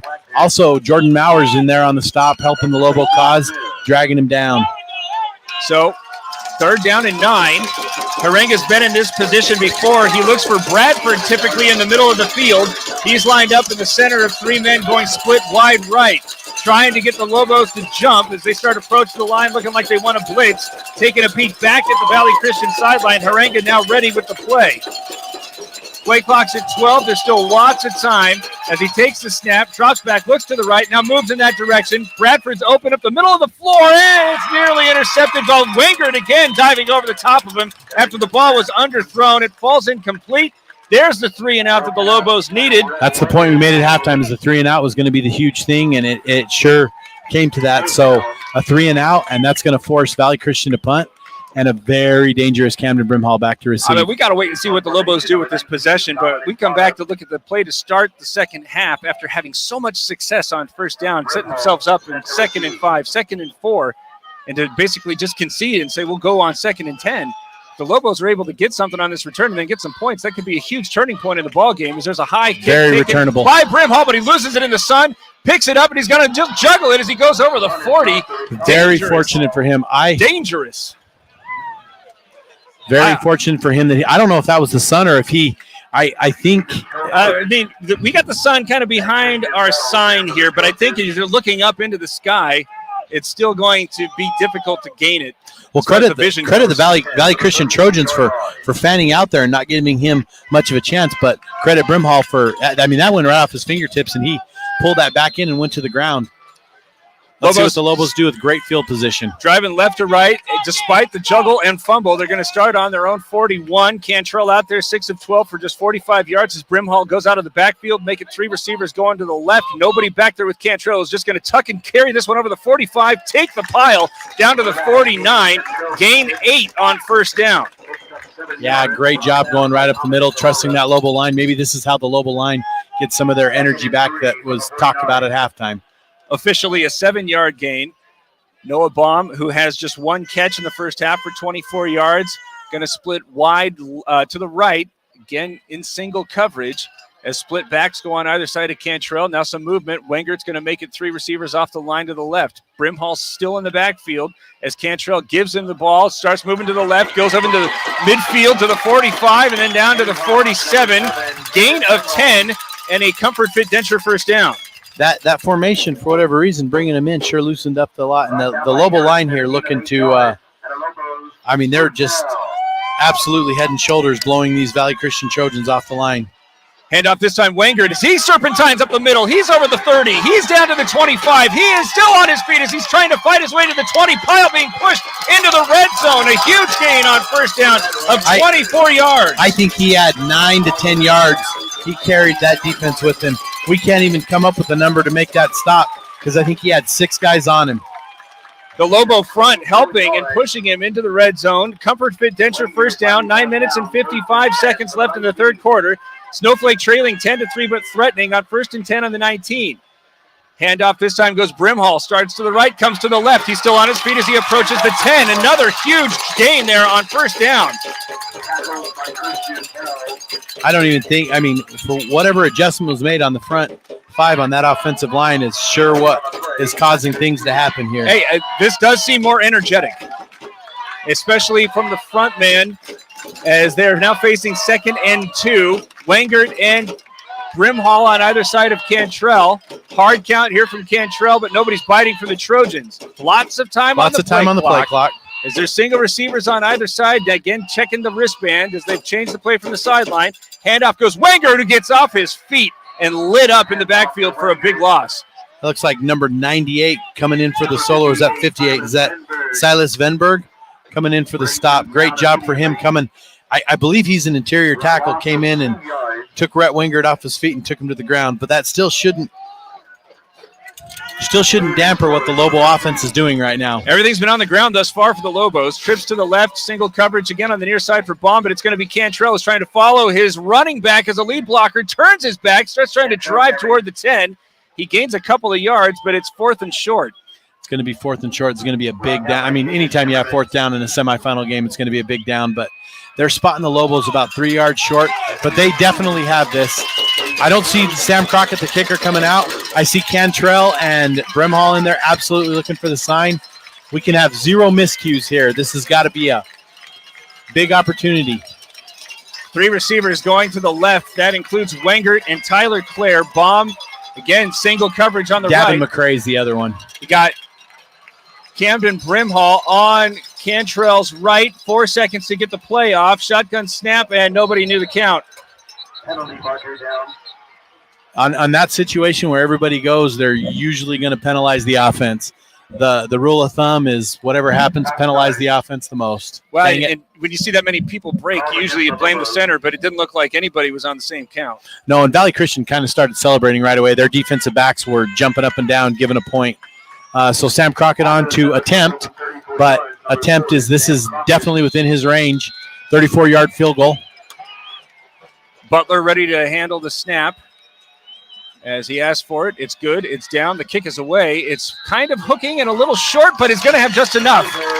34-yard kick is good to make it 10-6 with 7 minutes and 47 seconds left in the third quarter. The Lobos get some points, but still trail on Shola Ford's presentation of high school football on iTalk 106.7 and iTalk1067.com.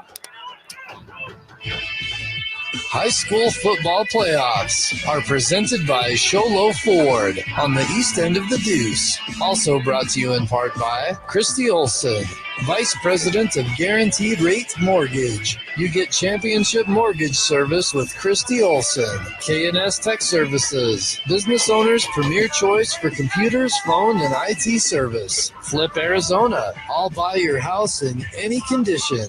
Flip Arizona, The Carriage House. The Carriage House offers the finest in assisted living. First Propane. First Propane is first in service. Good luck, Snowflake. Joe Bjorn, State Farm Insurance. Home, auto, life, and business. Positive Solar. Positive Solar is a positive investment. Win State, Lobos. Northland Pioneer College kickoff is taken by Horstman as he starts at the right, comes to the left, and then he's going to run over the 20, but a flag comes out and is thrown back at the 31, and this one smells of holding. Oh, it smells of holding or blocking the back either, or it's going to push him half the distance. Well, let me see where it's at. Yeah, that's going to push him back 10. It's going to start him at the 20 where they would have been anyway. So, Derek, we think a double reverse pass, Statue of Liberty, twisted ×2. Horrible play call. I mean, I know second-guessing a coach isn't a good thing, but that was the dumbest thing I've seen out here today. It's like you're chunking up yards. I don't know. Being the Christian school, maybe they prayed about it at halftime, and that's what came to them. And as we had emphasized at the start of it, they've had so much success on first down. Perhaps a little bit of momentum back after getting this one down to the 11. The Lobo offense could not take it into the end zone, instead settling for a field goal. Right now, the play of the game. Indeed, that's a great job. The straight line play of the game from Beeler's Orthodontics was the 84-yard pitch and catch between Herenga and Gerard, as that is providing all of the numeric difference. Gerard coming in motion right to left behind the line. Pitch is going to come to Mazasek, who's looking for some blocking help.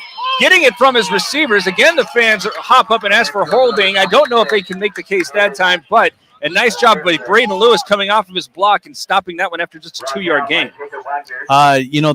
He actually didn't gain as much as I thought he did from the angle we're at. Credit the Lobo defense there. That penalty did give him a horrible starting position, but I don't know. You can go either way on the case for the hold there. I mean, that linesman is right there looking at that play. 2nd down and 8. Dropping back after Magic leaves the backfield. This one bounces before he's able to get his hands underneath it. And Herenga does not look nearly as comfortable as he did in the first half. I think what they're doing is it looks like they might be sending a little bit of pressure from the outside, from the quarterback's left.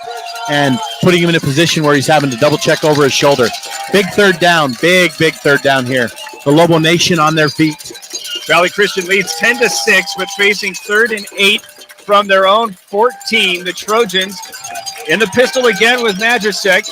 Man coming in motion left to right is Caleb Lewis. He's running along the laterally, but instead it's going to go to Bradford. Has the ball thrown behind him. Wengert there trying to make sure he couldn't put a hand on it. And it looks to be a second 3 and out here forced by the Lobo defense. One, it's a bad thing because they have to kick from pinned a little bit deep. Second, they got to kick to Camden Brimhall, who, if Camden can tuck it, he's going to have a lot of ground to go from left to right. But he's on his 50. The sun is a factor. The sun is a factor, and that's, again, these guys are mostly playing on Friday nights, so playing in the afternoon. It was probably good they got that extra practice in yesterday afternoon. Votto has his toes on the end line. As this is going to roll up, it's not going to roll out of bounds. As Lobo's going to be able to get on it. Braden Lewis falls on it in the end zone. That is a touchdown. A touchdown after another turnover forced by the Lobo defense, and Snowflake has reclaimed the lead. It's almost unfortunate that wasn't a safety, as the Lobos were going to potentially get the ball back and some points. I'm sure they're happy to settle for the lead, but right now, Valley Christian's offense is going to come back out there, though it has not yet been able to generate anything. It's really going to put the spotlight back on the Lobo defense, which here in the third quarter has been able to rise to the occasion as they lead 12-10. I was not expecting that. It did not look like the Lobos were bringing any pressure at all. I think the lead is the important point here because Valley Christian is not playing very well. Oh, there's another bad snap, but Butler's able to get that one down. And Crockett able to time it perfectly to bang it through. 13-10 after the fumble into the end zone. The Lobos take advantage with 6 minutes and 57 seconds left here in the third quarter. It's Sholo Ford's presentation of high school football on iTalk 106.7 and iTalk1067.com. Want to buy the #1 selling truck in America for over 41 years? Want to buy a vehicle with a lifetime engine warranty? Want to get the best deal in the state of Arizona on your new Ford car, truck, van, or SUV? Go to Sholo Ford. Anyone can say they'll give you a great deal, but Guy Hatch at Sholo Ford means it. In fact, he guarantees it. Buy the best from the best. Sholo Ford on the east end of the Deuce.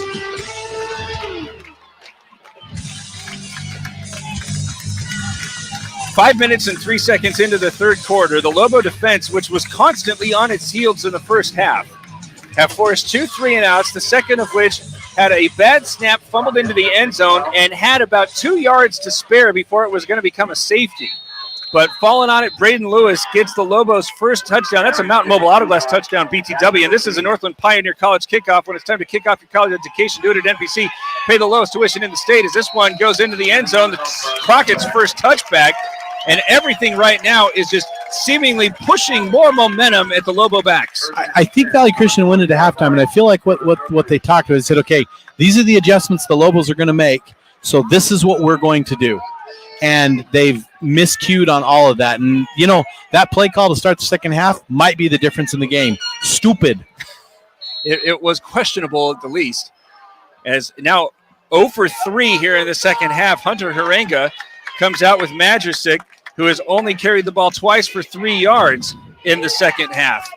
And the pistol, low snap, fake the handoff to him, rolling it out, where they got it to Bradford with some space, but there's Lewis trying to slow him down, but still fights his way toward the sideline and gains 5. Gains 5. We're about halfway through this third quarter. We've seen a huge momentum shift at this point. It's a good thing. Good thing if you're a Snowflake fan. Second down and 5. As the Lobos back on defense have not yet allowed a Comfort Fit Venture first down. Harenga from the shotgun this time gives to Madrasic, comes to the near side, turns it up as he runs through one tackler, but is going to get stood up by none other than Wengert. I don't think Wengert made the initial hit, but he's the one that made the initial dim out. So it looks like Michael Brimhall in there, and then Rhett Wengert to do the cleanup duties. Great job by both of them, and putting Valley Christian on the 3rd and short. Madrasic is going to push his quarterback over the 30, and that will be enough for a Comfort Fit Venture first down as he gains 2. Does Harenga. Derek, Valley Christian there almost looked like they had a miscue. It looks like they're trying to go almost too fast for what they're doing. They're pushing and pushing and pushing and pushing, and it's not helping them any way do what they need to do. 6 minutes and 18 seconds left here in the third quarter. 13-10. Snowflake has scored 10 unanswered to start the second half. It leads. Harenga watches as some blitzes being shown by the Snowflake edge rushers. Now a little bit of movement on the interior as there's still 10 seconds to get the play off. From the pistol, they're going to go with Majesty, go fake the give to him. Instead, swing it out to Gerard. Got to make one man miss as Lewis, as now he's being pursued by 3 different Lobos. A long way to run to try to gain 3 yards, but 3 is all that's had. Wingert in on the stop again. I think I have Wingert for probably six tackles and probably another 5 assists on the afternoon. I was going to say the evening, but we get to play in the afternoon. Well, you're getting there. 2nd down and 7. Methodical drive here started by the Trojans. This one's to Gerard. Nearly, there's a flag that comes out as Gerard was able to initially run away from Caden Brewer, but Brewer hops off of the pending hold and is able to make the stop as well. It's going to be an interesting one because you're going to take the yards on this one, but the thinking man will go, okay, we could put it 3rd and 7 for them, but I'm pretty sure they're going to put it back to 2nd and about 15. Actually, is that a spot foul? It is a spot foul. I think it might be 2nd and 17. 17. Yep. So push it back to the Valley Christian 25. The Trojans move the chains for the first time in the third quarter. This is their 3rd opportunity, but now way behind schedule, facing 2nd and 7. Well, they're 2nd and 17. It looks like Snowflake has taken away those 6-7 yard curl routes too. Harenga drops back. He's pressured, trying to set up a screen. Gets it to Madrasik, who's going to be nearly brought down and then finally brought down by Brimhall. Matthew Brimhall in there to make the stop. Gains. Was that a loss of a yard? Very close to either. I think the ball was thrown behind the line, but it was a loss of a yard. A great stop there by Brimhall. This is going to force them to go, and now Valley Christian practicing long snaps on the side because that's something they do not want here. They probably haven't had to punt a lot this year, Derek. Bradford lined up wide right. Trips coming to the left. Gerard's in the slot as a short drop, and then they set up a draw where it's had by Madrasek, but he's brought down at the line of scrimmage and still staying on his feet, but Clayton Smith grabbing the back of that jersey and doing a whole lot of bringing him down. Give Clayton Smith total props on getting it down. That's going to put Valley Christian in a very uncomfortable spot. Punting to Brimhall, and the sun going behind the haze here this afternoon, so that shouldn't be a factor. But I don't think it's a factor any longer. He's got to get the punt off. Brimhall, when he was permitted the last opportunity. I don't think Valley Christian has, with that 10-yard penalty, I don't think they have positive yards this half. Oh, no. As this time the snap is good. The kick is away. It's Wobbler. Brimhall approaches, takes it at the 45, runs over the 50. Now he's still on his feet as he gets to the 45 and then fights his way to the 42.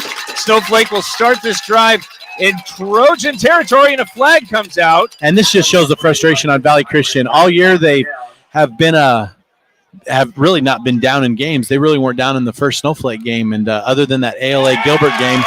And so this is going to be a huge one for them, 15 yards. All right, so what's the difference between personal foul and unsportsmanlike conduct? One can get you kicked out of the game faster. The other one's just 15 yards. It doesn't have to do where it is in ending the play? No, sir. All right, so the signal is personal foul. And what was going to start on the Trojan 42 is instead going to be pushed to the Trojan 26. Valley Christian's just not used to being behind other than that LA Gilbert game, so they are playing off a lot of frustration here, and see how it plays out for the Lobos. Just the second time that the Lobo offense is on the field with the lead as Cantrell wants to start the option, go to the far side. Brimhall run through one tackler, still on his feet as he gets to the 20. Gain of 6 on first down. The Lobos are yet to throw the ball here in the third quarter with 3 minutes and 40 seconds remaining, leading 3. I don't think that's any coincidence or not. They're having success on the ground. They're doing pretty well. I do look for him to find Noah Baum here to get it possibly a little bit of a quick strike, lull him into some security. Maybe even right here, Noah Baum single coverage out here to this near side. Matched up with Garrett Smith in single coverage as he now is going to join 2 other receivers off the line on the right. Lone man on the far side is McCray as they're going to pitch it in this direction. Brimhall turns the corner, puts his head down, trying to find the 15. Instead, he's going to be very close to the yard marker. Horseman in on the stop. We're going to stop him right short of the first down marker. Not a big deal with this type of offense. I'm thinking they're in 4-down territory the way they've been rolling over the top of these Trojan defenders. Crockett's not getting loose, so he may be in agreement. Is instead going to be kept by Cantrell. He's huge as he goes over the 15. He needed 1 yard. He gained 3. Clock starting to tick down in the third quarter. Valley Christian's got to be getting a little bit nervous because the Lobos put this in. It's going to put them down a 2-score game. That Comfort Fit Denture first down has the Lobo offense looking at 1st and 10 from the 13-yard line. Split backs on either side, including McCray going to the left. Handoff, though, goes Brimhall as he goes over the left side of the line, stumbles forward as he was met initially, but still with his inertia taking him inside the 10 for a gain of 4. Long 4, short 5-yard gain for Brimhall.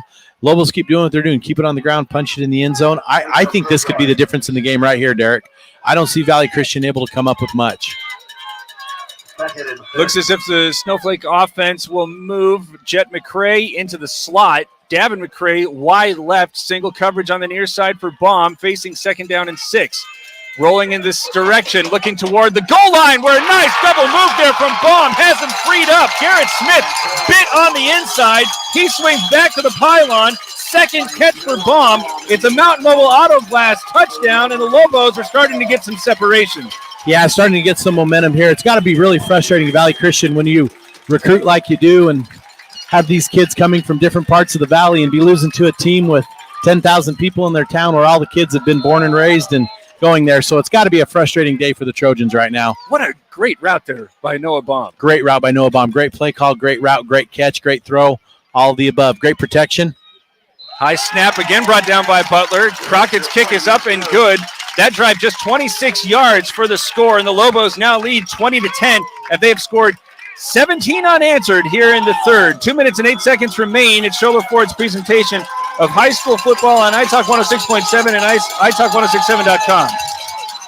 Bob the Mosquito, how is your summer going? I love this time of year. Winter, people are always coming out on their porches to enjoy the air and First pass Easy targets. Well, in the second half. some of them have wisened up. They have First day? First pass with in the second half. screen doors. That They get to touchdown. enjoy Yeah. the fresh mountain air. I And thought you take meant them over Valley to Christian. Bike I'm like, Lane their and first say play hello call, to them. set The the half. full-port screen enclosure and or a retractable screen door on your house. Dealer's We're on Glass. Call 1-888-GLASSMAN.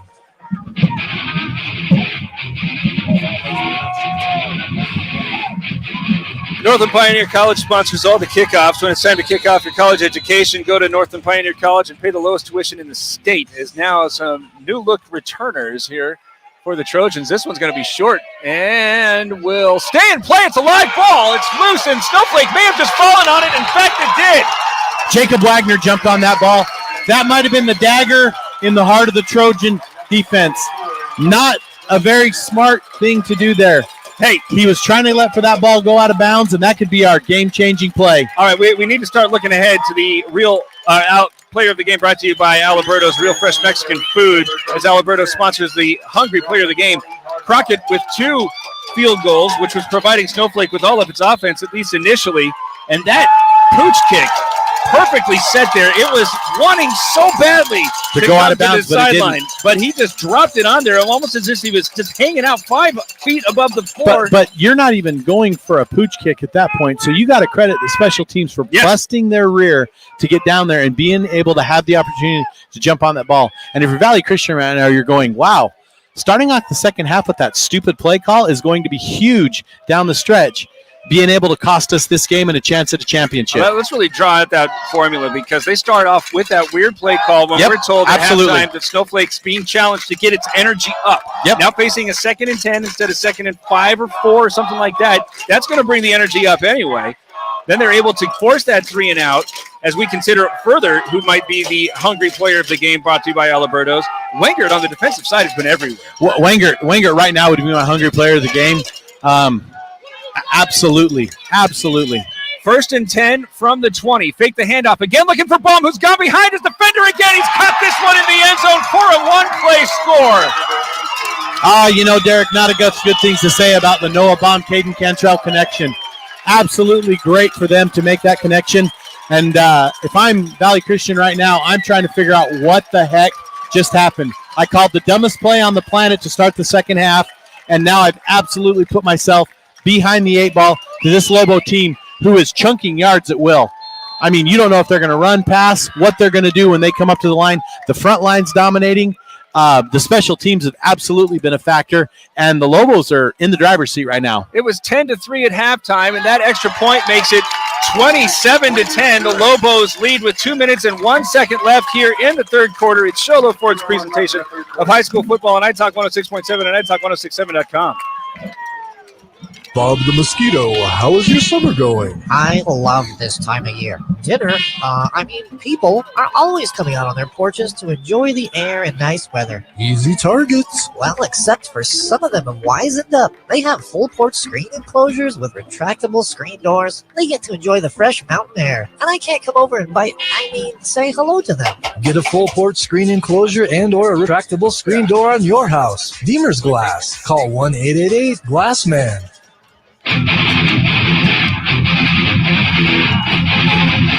Cracking out for another Northern Pioneer College kickoff. The last one went as badly as it could for the Trojans.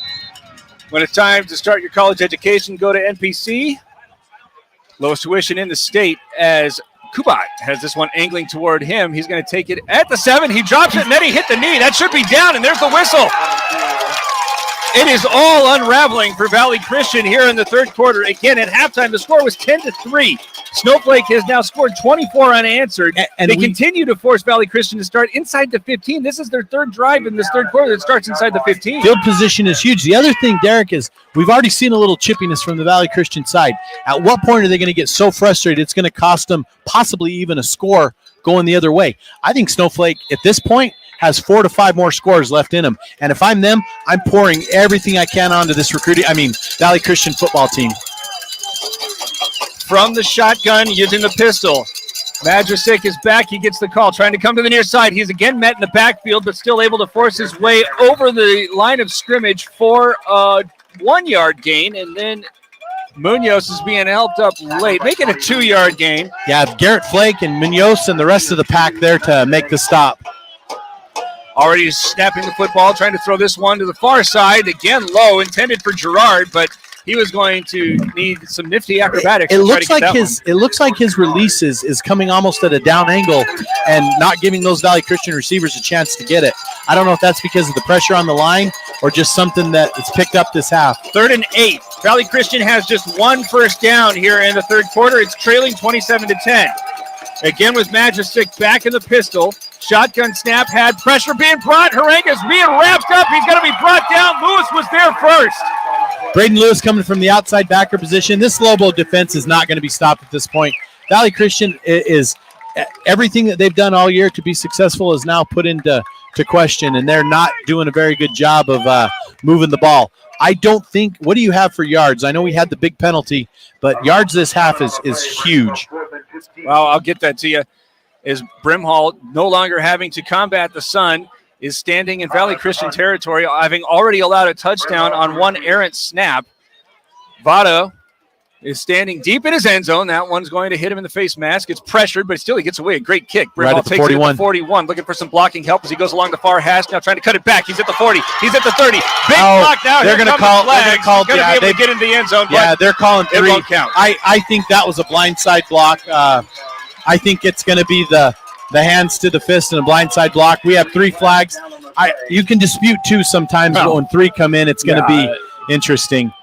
Fans don't like it, but they're not going to like that one. But the reason that call was put in place is the safety of the game, and it's a game we love, so we want to make it as safe as possible, and that's one thing they try to get away from are those blindside blocks.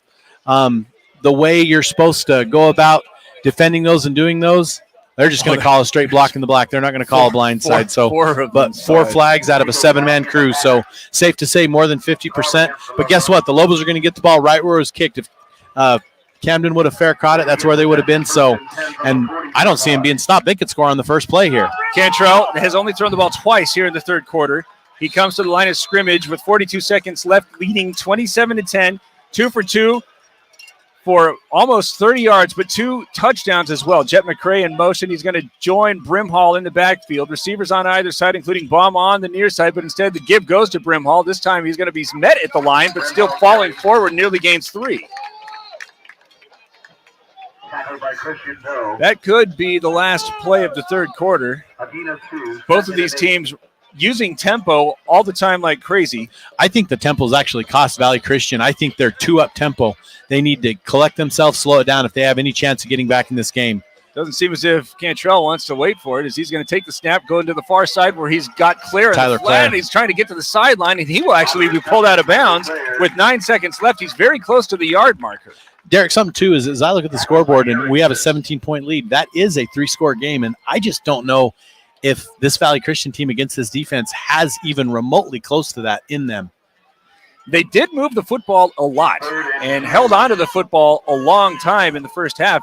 Just only had the 10 points to show for it, and a lot of that was because of the interception that was thrown deep in Snowflake territory.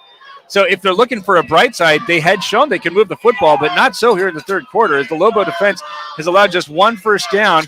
Meanwhile, has taken command of the game, leading 27-10.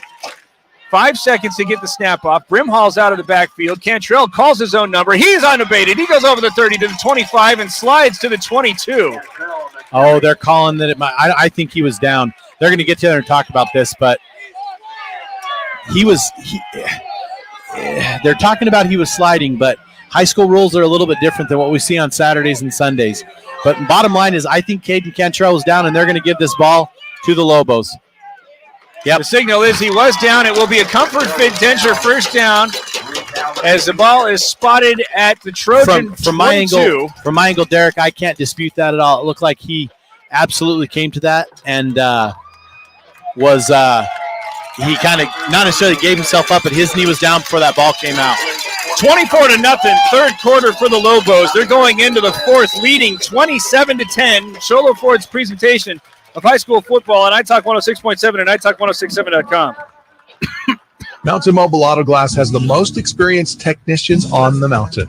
Their lead technicians have a minimum 10 years experience. They're certified and trained annually, and they gladly welcome Mercedes, BMW, Lexus, Infiniti, Jaguar. So no matter what your car is, you can trust that your glass will be done correctly when you call Mountain Mobile Auto Glass. Now with 2 locations in Lakeside and Snowflake. Call 536-5972. Mountain Mobile Auto Glass. Cash back to you.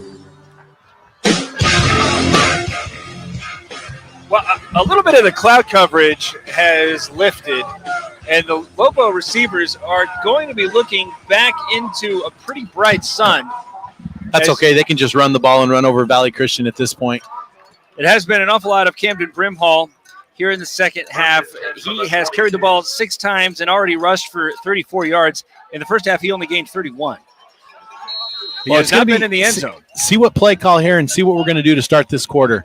Because at this point, they're going to throw it over the top to McCray, who doesn't need to worry about the sun. He's wide open and in the end zone for a Mountain Mobile Auto Glass touchdown. That play action and what they've done running the ball opened that wide up for Jet McCray, the sophomore, to walk into the end zone and put the Lobos up.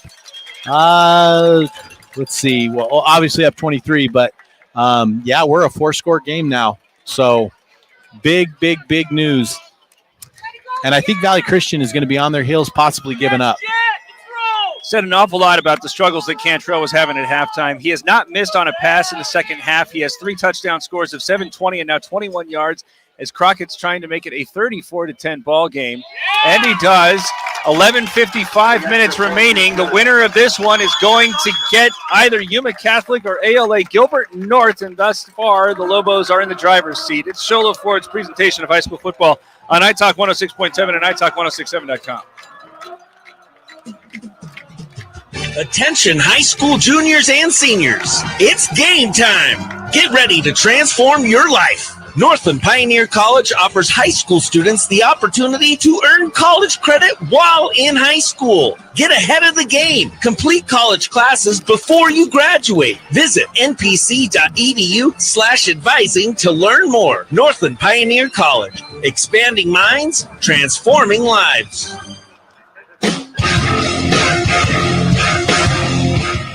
Northland Pioneer College kickoff coming from Crockett. It's time to kick off your college education. Go to the place that has the lowest tuition in the state. That is always Northland Pioneer College. Is now a couple of Trojans for the first time are going to have to receive one of these kicks while dealing with a pretty bright sun. Let's hope Crockett can just make a touchback out of it. Kubat, no, that's not Kubat. That's Erickson who's going to take that one. Looked like he was in the end zone, but instead he's going to bring it out as he starts to the far side and starts coming toward the far hash, and it was eventually going to be stood up at the 25. Braden Frost in on the stop there for the Lobos. Braden Frost in there for the stop for the Lobos. And now this Lobo defense is kind of got momentum, and they had that one thrown over the top of them in the first quarter, and then I don't think they've had a completion over – maybe not even over 15 since that long one. A lot of dink and dunk, and since that 84-yard score, the longest completion I have is 2 for that. They had 12. Well, they're in a dangerous position here because they've got to have a quick strike, and the way you do that is with throwing the ball, but that has been not a good thing for them at this point.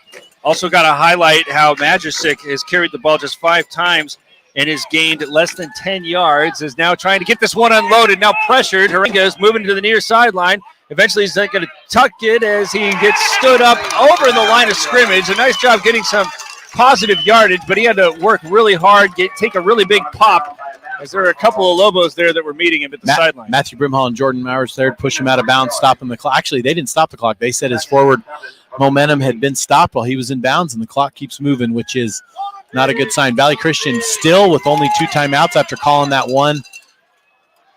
Pitch this one at Majicic because he's trying to go to the far side. And again, the swarming Lobo defense is going to force him into just a 2-yard gain. I don't understand the off tackle. It really has only worked twice that I can think of. Up the middle is not going to get you a lot of yards, but they understand that their quick strike isn't going to work, that the Lobo defense has set that down. They also figure that number 5, Rhett Wingard, out there is somebody that's going to be all over that field. 3rd down and 5, trying to move the chains for just the second time in the second half. Haringa looking toward the middle of the floor where he's got Gerard, but he ran back inside the 35. This is going to be all dependent upon the spot, and it looks like he gets a favorable one. They gave him the spot. They're stopping the clock, gave him the first down. The Lobo fans don't like it. I'm not sure if that where he was when he started to turn backwards. We don't have the benefit of replay today, but bottom line is spotted as a first down. We've got some substitution changes here for the Lobos, and we're going to wind it up and do it again. Comfort Fit Denture first down comes with 10:35 to play. 34-10 Snowflake leading as now Haringa looks like he wants to tuck it, but Cantrell, he is not. He's just not nearly the same Jacob size. Wagner in there and stopping. I don't think he wanted to tuck it, Derek. I just don't think he had the time that he was used to seeing. And if that's the case, you got to shine the light on the Snowflake front 7 because they've completely disrupted his rhythm. Absolutely completely disrupted his rhythm. I don't know if the energy is there for the linemen or if there's a lot of these Valley Christian guys going both ways. I guess they probably could have recruited more offensive, defensive linemen as they went through, but apparently they're not running a lot or doing something. 3 receivers set, 2 coming to the near side. Pistol with Majicic back. They're going to fake the give to him, try to get it to Bradford, who's going to be upended, but he somehow is able to hang on to that one after Christensen took him out at the legs. It's very close to the yard marker, but they're going to signal move him. That's kind of what they needed, but I think he paid for it a little bit with that hit put on. Who was the Lance Christensen there with the hit and the club? Moves it out to the Valley Christian 46, 9:42 to play. Still a 24-point lead for the Lobos. Gerard coming in motion right to left. Majicic it's a fumble. It's loose. It's going to be dove upon. Did Haringa get underneath it first? I think Haringa got underneath it because generally you can tell by the body language of the line. Those Lobo linemen would have been celebrating a lot more, but they saw that. It was Majicic that jumped on it? No, it was the quarterback. Haringa. It was Haringa jumped on it, okay. But again, Valley Christian, now they almost seem to be in a – we'll go ahead after the play. 2nd down, they're calling it 13. Gerard again in motion, going to the left.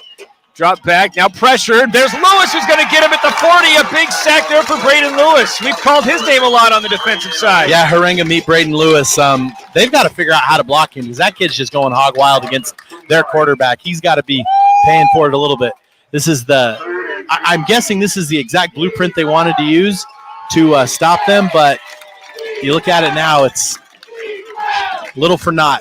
Bradford's in the middle of a 3-receiver set to the near side. Got one man split wide left, and now Majicic comes out, trying to run away from some pressures. They now wind up, has it deflected at the line. Munoz knocked that down. Well, let's be fair, Derek. If you've seen Tony Munoz in person and stood next to him, he's a big dude. Yeah. And if I'm a Haringa and I see Tony Munoz barreling down to me last night like that, I'm going to probably chuck it up too and pray that kid doesn't fall on top of me. Great job by Munoz there.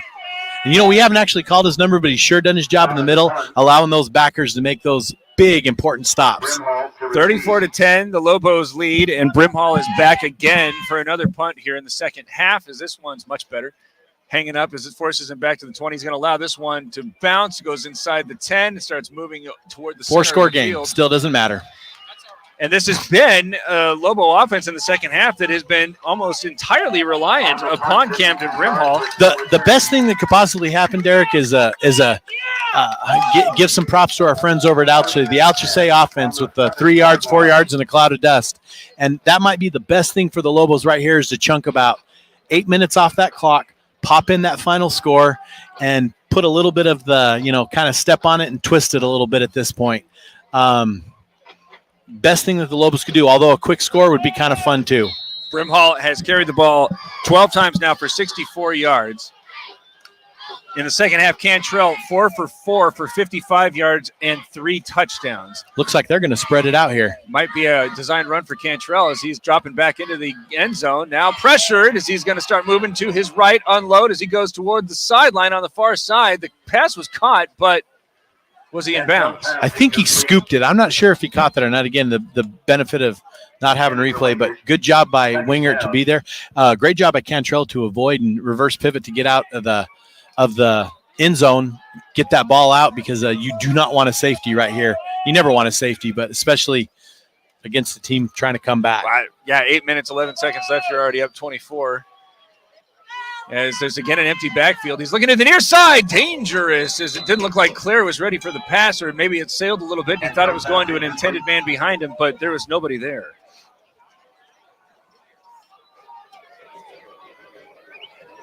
Yeah, that was a dangerous throw. I almost thought that the stronger free safety, I think the strong safety coming up for Valley Christian, making that Erickson for Valley Christian coming up and picking that. Brimhall now back into the backfield, standing on Cantrell's left. They're going to start the option. Cantrell's going to call it. He gets his own number. He goes over 15. He trucks a man at the 20 and then gets down to the 25 for a comfort fit Denture first down. That is one of those situations where Cantrell, I'm not sure if he called his own number, if they called it from the sideline, doesn't matter. He absolutely took over because I was a little nervous. The Lobos throwing 2 balls and an opportunity where they can take some time off the clock. They needed that play to start running it down. We've already taken about a minute off on this drive. That was an 18-yard gain, and again, Cantrell's huge. The difference in running style that he is going to provide relative to almost every other quarterback in the 3A conference is substantial, as he's now rushed for 48 yards on the ball game. Wengert's going to go into the backfield, split backs on either side as miscommunication, but I believe it winds up in Brimhall's hands, and he's going to be dropped for a loss. Little miscommunication, that's okay. Let's take some time off the clock. Let's do what we need to do. Just sitting here, Derek, got a text from our good friend up in Monument Valley, Brian Begay, tuning in, watching the Lobos. They had the fortune of playing the Lobos in the first round, and he's pretty excited to watch what's going on down here all the way from Campo, Arizona. Got 7 minutes and 7 seconds remaining in the first semifinal matchup. The Lobos trying to win and wait to see if it's going to be ALA Gilbert North or Yuma Catholic. As a low snap is had, Cantrell drops back, throws this one into the flat where it's going to be grabbed by Claire. Steering arm at the 30 before he's being pushed out of bounds at the 31. They're stopping the clock. I think Claire was actually trying to get out of bounds. He might have been better to put that shoulder down and get up to keep that clock running. But regardless, I think we're going to have third and about 3, maybe long 3. About 9 yards on the reception. But now Cantrell's 11 of 19 for 109 yards. Claire's third catch gives him 20 Tale of yards. 2 halves for Cantrell. But yeah. His rushing yards have done pretty well too. He's had 2 big rushes at important times. 2 receivers on either side. Brimhall is on Cantrell's left, 3rd and short. As he is again going to be pressured, but he's again going to know. Instead, he has this one thrown off the bump, caught at the 40. He's at midfield trying to cut to his right. Still on his feet as he gets to the 40 in Valley Christian territory. A comfort fit Denture first down and a gain of 29. Valley Christian meet Noah Baum again. Great job by Cantrell there. Knowing his target, knowing where his receiver is going to be. I mean, he flung that as about as good as it could be to Baum. Throw it in his direction. He catches that ball. Huge gain. And again, chunking time off the clock. If I'm the Lobos, the best thing that could happen here is just put it in the end zone and let your defense go do what they've been doing. This drive started with about 9.5 minutes remaining in the ball game. It's ticked down to 6:25. Lobos lead 34-10, 1st and 10. Fake the handoff to McCray. Again looking to the near side where it'll be grabbed this time by Guevara. His first catch as he is fighting his way toward the 25 and may have enough for another Comfort Fit Denture first down. You know what, I'll call Eduardo Guevara's name a ton, but I'm going to tell you right now, Eduardo Guevara is a huge part of this Lobo offense. Catching that ball right there and watching him fight for yards. Some interesting circumstances with Eduardo, but it's good to see him on the field and catching the ball here in the semifinals for the Lobos. Was a first down, 1st and 10 at the 26. Clock stopped with 6:14 to go. Cantrell again looking to throw, and now he's going to run through the pot. Ooh, awkwardly brought down on that left leg. And he's asking to come off. Easton Butler is going to come in and take over. That is not what we wanted to see. That is not something we wanted to see at this point in the drive. Oh, no. That's not what you like to see. Injuries are a part of the game, but you hate to see them. Let's hope Caden Cantrell gets back. The shift and the momentum is gone. Not good here at this point. There's still a game to play, but our thoughts are right now with the senior quarterback for the Lobos. Butler is capable as he's a junior. He comes in with either side with running backs, gives to McCray, goes to the right side. He accelerates through the middle of the defense, and he's in the end zone for a Mountain Mobile Autoglass touchdown. But right now, though they're happy for the score, many Snowflake fans still watching Caden Cantrell as he's got both his hands on his face mask. You know, the sophomore Jet McCray, that's one from the air and one on the ground. He is going to have a great future, but you look at that right there, and let's look forward to next year a little bit. We're going to have that Butler-McCray connection going. I do not like to see Mr. Cantrell down. There's still a lot of our own Ron Everingham's down there. He's close to the action. Maybe we can get to him and see what they're looking at. It looks like a knee to me. Crockett makes it 41-10. We'll see if we can get an update on Cantrell after this. There's 5:22 remaining. The Lobos are firmly in control with a 31-point lead, but their quarterback is on his back on the sideline. Shola Ford's presentation of high school football on iTalk 106.7 and iTalk1067.com. When it comes to paint, whether you're looking for interior or exterior paint, Dunn Edwards provides quality solutions to make all your painting projects look professional. And the home of Dunn Edwards in the White Mountains is Ace Hardware in Sholo, Pine Top, and Heber Overgard. Thanks to Dunn Edwards, Ace has the best interior paint for your home or office, and their exterior paint will stand up to the wear and tear of our tough seasonal weather. When it's time to paint, it's time to visit Ace Hardware of the White Mountains for high-quality Dunn Edwards interior and exterior paint and primer. 26-yard run from McCray makes it 41-10, but right now the senior signal caller is favoring his left leg. He's been helped up. That's good. It's very good. That's but he's very limping. good news. Erickson's got the NPC kickoff as he accelerates up the middle of the defense, runs over the 30 before being tripped up at the 35. Still trying to keep an eye on Caden Cantrell. His day's done regardless. His day's done. It's going to be a matter of what's going to, you have the trainer down there, Lynn Johnson, who, let's be honest, Lynn's one of the best in the business. He's given him instructions. He's telling him, he's asking him questions. They're going to do whatever they can to make sure to keep him. But we also got to say, Derek, is no matter what, Easton Butler is a very competent young man to come in and take over. Now, interestingly, he's been favoring his left leg. They took his left shoe off. My concern was for the knee, but I wonder if it's the ankle. The ankle is a better situation, yes, but still not good. Well, especially the way he was bending. As here, Harenga is going to drop back. He needs a lot of points and fast. As he's going to unload, this one's going into no man's land. It will be taken by LeSueur. Intercepted at the 25. He's running to the far sideline. He's at the 40. Looking for some blocking help as he gets to the 50. Gets into Valley Christian territory where he stopped at the 44. Is that a hanky down on the field down there? Or is that no, that's just like a towel? That's what I thought. It's not yellow in nature. Second interception, and that ought to do it. I think it's going to do it, but if you're Snowflake, just keep it on the ground. Keep it classy, keep it good, and don't rub it in Valley Christian's face too bad. Let's just, again, I'll look ahead. As we were mentioning during the break that last year a big Munoz hit broke, I can't remember the young man's name, but Stalwart. It was the coach's son. Collarbone, and cost him, I think, that was in the first quarter. It was. Snowflake, I think, still wins that game, but they have to play a very good pass defense against Stallworth, and it's kind of come back a little bit, but it's football. Injuries happen, and again, let's talk about Easton Butler. Well, but if this is an ankle, as it seems to be over there on Cantrell, it's going to deprive him of a lot of his ability to beat whomever they're playing on the ground, but he's still going to have that strong arm. As there, the handoff goes to Brimall. He starts from the right, goes to the left, and is tripped up as he goes over the 25, gains 8. I mean, that's going to deprive the Lobos of one variable of their attack, but they have capable running backs. They got lots of receivers, and Cantrell is going to be able Cantrell to can sit in the pocket, too. Yeah. He can sit in the pocket, and he can move forward. But what this does now, too, Derek, is it does give Easton Butler 4.5 minutes to get ready to possibly be the man next week. Cantrell is an amazing quarterback. He's one of the best in 3A. I don't think there's much of a step down with Easton Butler. He's a great football player. He's got a great mind. They've got a few quarterbacks on this team, but this is good for him to get the chance here. Butler from the shotgun, handoff McCray, goes to the right side, has enough for a first down as he fights his way to the 15 and gains 8. So Derek, they're kind of guessing, but they're saying it's definitely lower leg, not knee. We actually heard it might be a foot or a toe that he's got going there. Hey, it's not the knee. It's not the knee, and that's a good thing. He was being tackled. All of his weight was leaning over that left leg, and when you see it bend in that direction, again, most of the concern is the knee, and it's not that, as his team is in the red zone without him. 1st and 10 at the 16, 3 minutes and 50 seconds left, 41-10.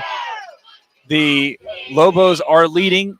They have kept Valley Christian off the scoreboard and have scored 28 straight, as there's again, who's that? It's Papa. Papa, as he goes over toward the 10, he gains 5.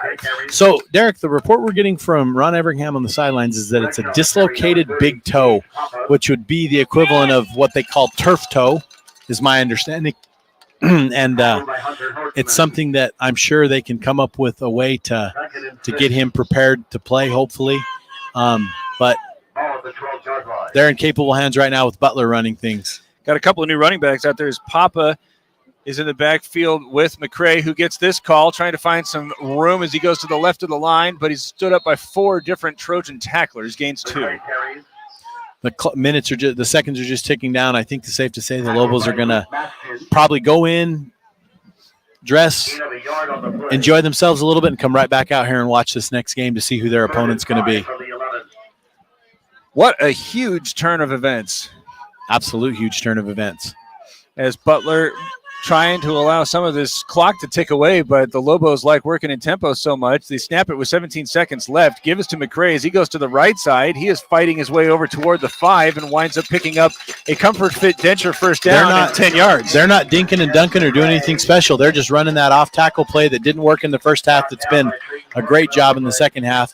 I think the Lobos are going to get a chance to put this one in and put the exclamation on the game, avenge that early season loss. And it doesn't matter when losing early, it matters when you win late. So great for them. Trying to advance to the state finals and avenge a 38-24 loss as Butler takes the snap, gives to McCray, who again tries to go to that left side. He's getting bent in all sorts of different directions. Blow the whistle, y'all.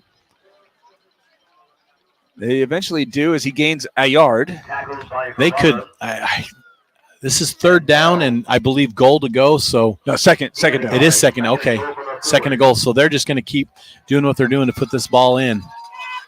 Carter Rabin just ran in as he's going to get into the backfield. Carter Rabin, the freshman, and he's going to get some carries here. But we're looking at that connection right there is going to be the Lobo backfield next season. Papa's on the right. I believe that's McCray. No, it is Papa. He left early, but now they're going to allow Butler to throw this one toward Davin McCray, and it was behind him and incomplete. Well, it's good to see Caden Cantrell standing on the sideline. The initial report, though nothing official, is a dislocated toe. And just as long as it's not at one of them joints. As he's watched Butler now navigate one completion of a scoring drive, trying to punch this one in. It's 3rd and goal from the 4. 1 minute and 40 seconds left. Got Rabin and Papa again in the backfield as the handoff goes to the freshman. No, they're going to fake it as they throw it toward Claire in the end zone, but it was broken up neatly. Who was that on the defense? Was that 21 on defense? Eckertson? Erickson, okay. And they're going to be crocking in here for a field goal, excuse me, and field goal try. This one will be from about 21. He's already been good on 2, the first of which got the scoring started, but that was the only lead the Lobos had until the fumbled snap was recovered in the end zone. I would have never guessed if he puts this one through, they were going to have a 40-point-plus second half. And he does to make it 44-10 with 1:34 seconds left. Last gasp here for Valley Christian. It's Nola Ford's presentation of high school football on iTalk 106.7 or iTalk1067.com. 3-time NFL Defensive Player of the Year and new Arizona Cardinal J.J. Watt said, "Success isn't owned, it's leased, and rent is due every day." Dr. Joshua Beeler and Beeler Orthodontics support our White Mountain High School sports and encourage the youth to remember in sports and in life, success is something we must earn every day. Beeler Orthodontics. Live to smile, love your smile.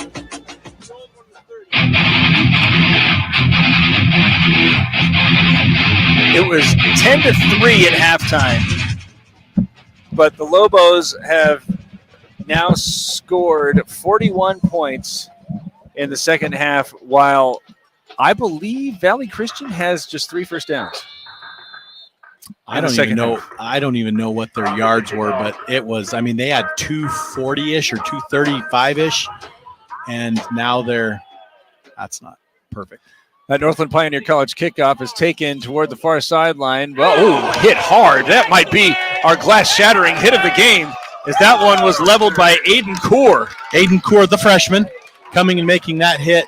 These freshmen getting in here at the end of the game, and he absolutely leveled him. That was glass-shattering, Derek. He's getting a lot of love. And, you know, these freshmen come from like a radius of Snowflake and Taylor, not the whole Valley of the Sun. I don't know what you're talking about. That's even more impressive is that it doesn't matter, Shumway or not, he still goes to Snowflake High School, and he's been there for years. So, you know, these guys have grown up and played year after year. We got a time. I think that Snowflake is taking a timeout, maybe because they want Core to come up for a curtain call. That was a great hit. Yes, it was. A great hit. We don't have it on replay. I'm pretty sure that he. So why do you think you take the time out here, just to make sure everybody's going to remain disciplined and not get lost in the moment? I know that Coach Hargrove, there on the defensive side of the ball, and I quote, does not like to be stupid at the end of big games. He wants to make sure he has the right people out there. You know, they're getting some kids in who haven't played a lot. He doesn't want them to make mistakes. They still want to win and look good doing it. But, Derek, let's just talk about 34-point. I mean, we had a 10-3 halftime score, and we're now 44-10. Unreal what the tale of two halves has brought to this one. We've talked an awful lot, and I'm going to continue to beat this horse to death. But the Lobo defense has been so huge now for 6 straight weeks. And it was the Lobo defense that I think was kind of letting the team down more than the other side of the football, just because of the length of time absolutely that Valley Christian was holding on to the ball.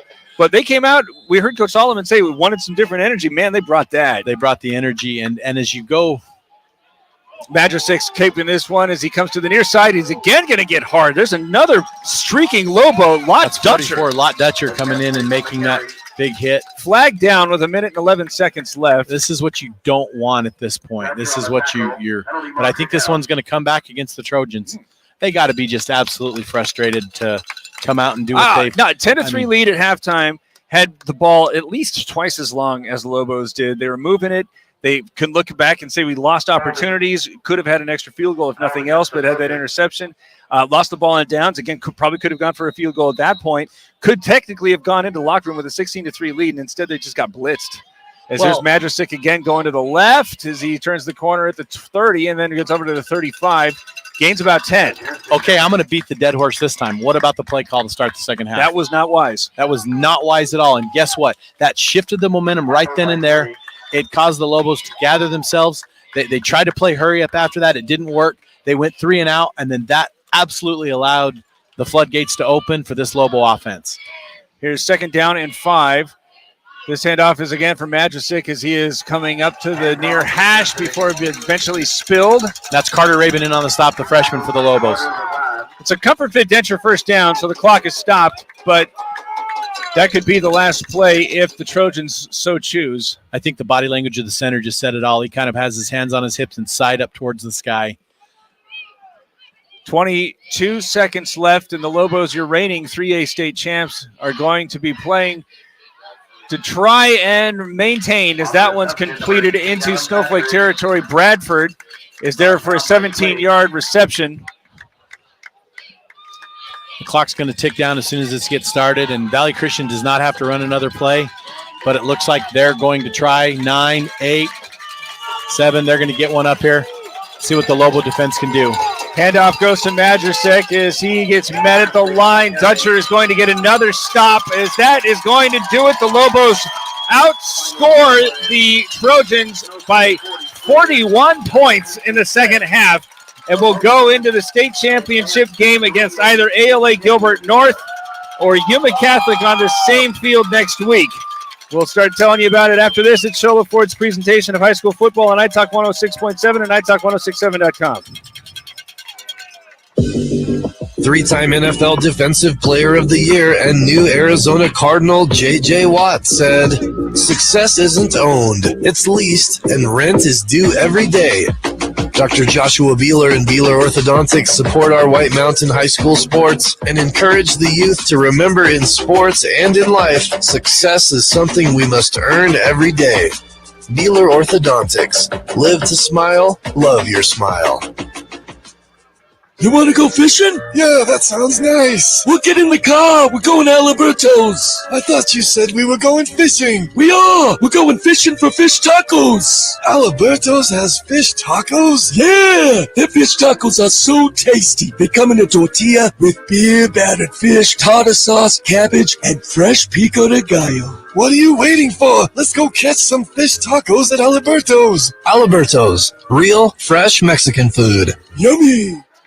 Bob the Mosquito, how is your summer going? I love this time of year. People are always coming out on their porches to enjoy the air and nice weather. Easy targets. Well, except for some of them have wisened up. They have full porch screen enclosures with retractable screen doors. They get to enjoy the fresh mountain air. And I can't come over and say hello to them. Get a full porch screen enclosure and or a retractable screen door on your house. Deemer's Glass. Call 1-888-GLASSMAN.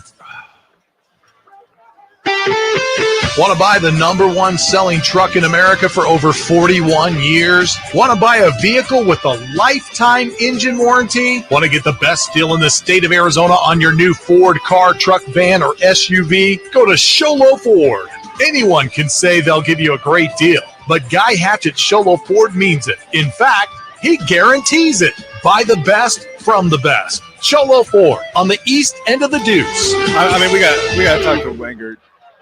Above all else, right? When it comes to paint, whether you're looking for interior or exterior paint, Dunn Edwards provides quality solutions to make all your painting projects look professional. Get them and both the home of Dunn Edwards in the White Mountains is Ace Hardware in Sholo, Pine Top, Ron, can you hear us?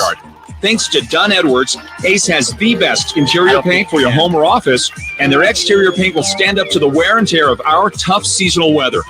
When it's time to paint, it's time to visit Ace Hardware of the White Mountains for high-quality Dunn Edwards interior and exterior paint. Can we get number 5 and number 24? This November, you don't have to wait in line for the best Black Friday that'd be great. deals. That's because Comfort Fit Dentures is saying Wingard thank you by and making Black Braden Friday Lewis. always for the entire month of November. Just schedule your They're free exam and defenders. x-rays They're anytime in defenders. November and get $500 off a set of Comfort Fit Dentures. So get ready to enjoy your favorite foods this holiday by calling 928-888-0002.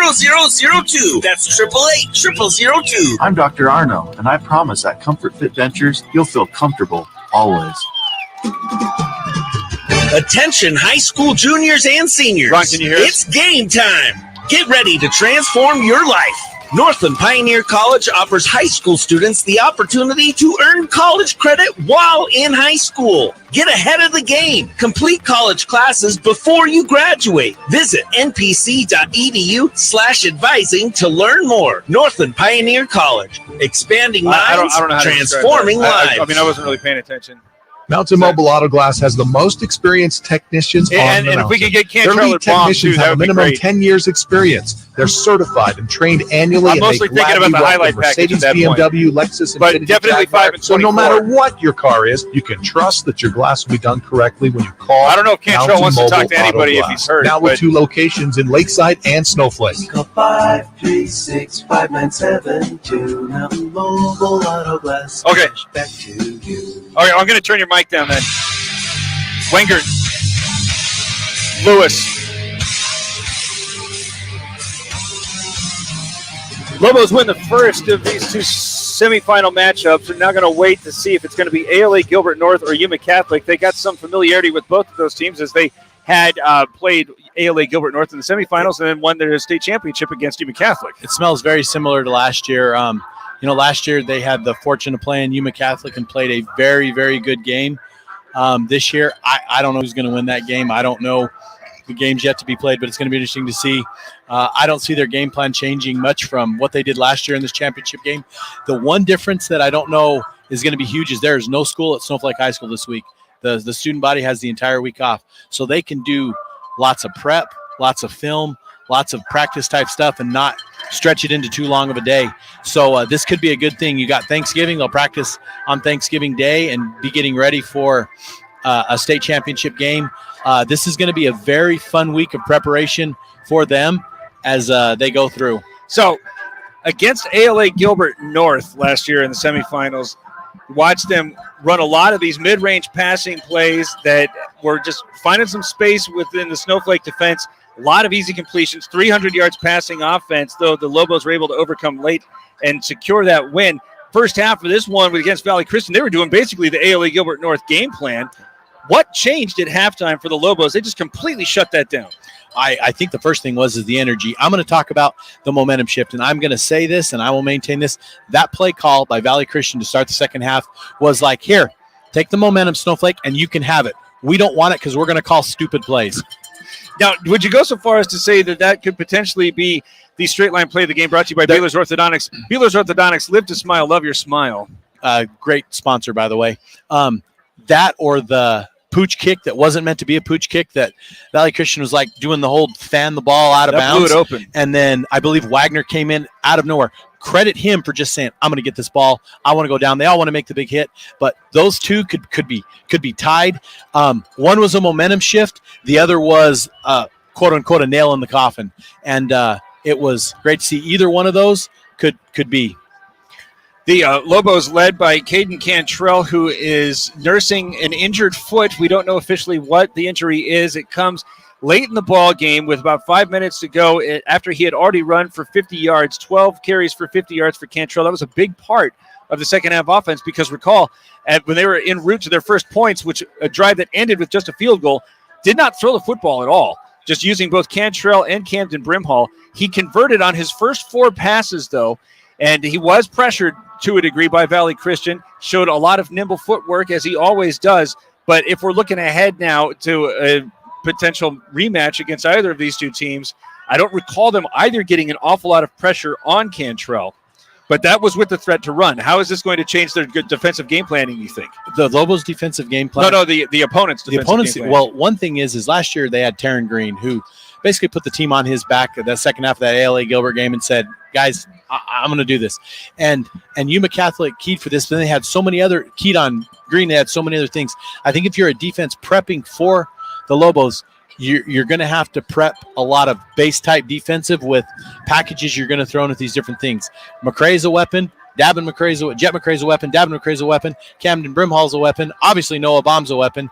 And they showed all these different things. Cantrell, I think, is going to be fine. I think he's ultimately going to play next week. I don't think it's going to affect him at all. But I think if you're prepping for this team, you got to stick with your base package and throw in different looks here and there to help it through. This Lobo defense, we've been giving it so much love here on the airwaves, and it looked as if this might be their undoing in large part because they could not rise to the standard that they'd already set. But they go into the locker room trailing 10-3, fortunate to only be down a touchdown, and come out, force 2 straight 3-and-outs, give up 1 first down before they get the ball back, which was essentially a 3-and-out. I mean, they only ran 5 plays, I believe, on that possession, did Valley Christian. It was 0 for his first 3 was Hunter Harenga, and running the football all of a sudden became a huge struggle as the first 5 carries for Majestic went for 1 yard, 2 yards, 4 yards, 2 yards, and 2 yards. They just rose to the occasion. They were challenged by the coaching staff, and they just completely took the ball over, especially in the trenches. I'd like to see, too, the time of possession. We talked about that in the first half and the huge time of possession difference. What was it in the second half? The Lobos had the safety, and then they had the quick strike. So it wasn't as bad, but I think the biggest thing we can look at is, the fact is in the second half, they had the momentum shift and the momentum swing and took total advantage of it. All right, and perhaps we'll remove tongue from cheek. And if we were really looking for a straight line play of the game that was not going to be quite as shaded as the one that we've already kind of leaned toward, that fumble in the end zone off the bad snap and the touchdown's probably going to be the bigger, I think the thing that's really going to draw everybody's line. But I agree with your line of thinking. The kickoff was because special teams, it's part of the game that some coaches don't talk about. It's some part they don't focus on. Good teams practice their special teams, and having a team prepared to come down and snatch that ball as it was going out of bounds or probably going out of bounds to get that, I think was huge. Yes, the play in the end zone, but I think that would have kind of happened anyway because that happened right after that. So we could call it the straight line series of plays because it was boom, boom, boom. We had the fumble recovery, we had the PAT, and then we had the kickoff. So those 3 is good enough. Well, all of those plays brought to you by Beeler's Orthodontics. Beeler's Orthodontics. Live to smile, love your smile. We got a couple more things to cover here, and we'll do it right after this. It's Shola Ford's presentation of high school football on iTalk 106.7 and iTalk1067.com. Let's just do 2 minutes. Number 1 selling truck in America for over 41 years. Want to buy a vehicle with a lifetime engine warranty? Want to get the best deal in the state of Arizona on your new Ford car, truck, van, or SUV? Go to Sholo Ford. Anyone can say they'll give you a great deal, but Guy Hatch at Sholo Ford means it. In fact, he guarantees it. Buy the best from the best. Sholo Ford on the east end of the Deuce. When it comes to paint, whether you're looking for interior or exterior paint, Dunn Edwards provides quality solutions to make all your painting projects look professional. And the home of Dunn Edwards in the White Mountains is Ace Hardware in Sholo, Pine Top, and Heber Overgard. Thanks to Dunn Edwards, Ace has the best interior paint for your home or office, and their exterior paint will stand up to the wear and tear of our tough seasonal weather. When it's time to paint, it's time to visit Ace Hardware of the White Mountains for high-quality Dunn Edwards interior and exterior paint and primer. Attention high school juniors and seniors. It's game time. Get ready to transform your life. Northland Pioneer College offers high school students the opportunity to earn college credit while in high school. Get ahead of the game. Complete college classes before you graduate. Visit npc.edu/advising to learn more. Northland Pioneer College. Expanding minds, transforming lives. You want to go fishing? Yeah, that sounds nice. We'll get in the car. We're going to Alberto's. I thought you said we were going fishing. We are. We're going fishing for fish tacos. Alberto's has fish tacos? Yeah. Their fish tacos are so tasty. They come in a tortilla with beer-battered fish, tartar sauce, cabbage, and fresh pico de gallo. What are you waiting for? Let's go catch some fish tacos at Alberto's. Alberto's, real, fresh Mexican food. Yummy.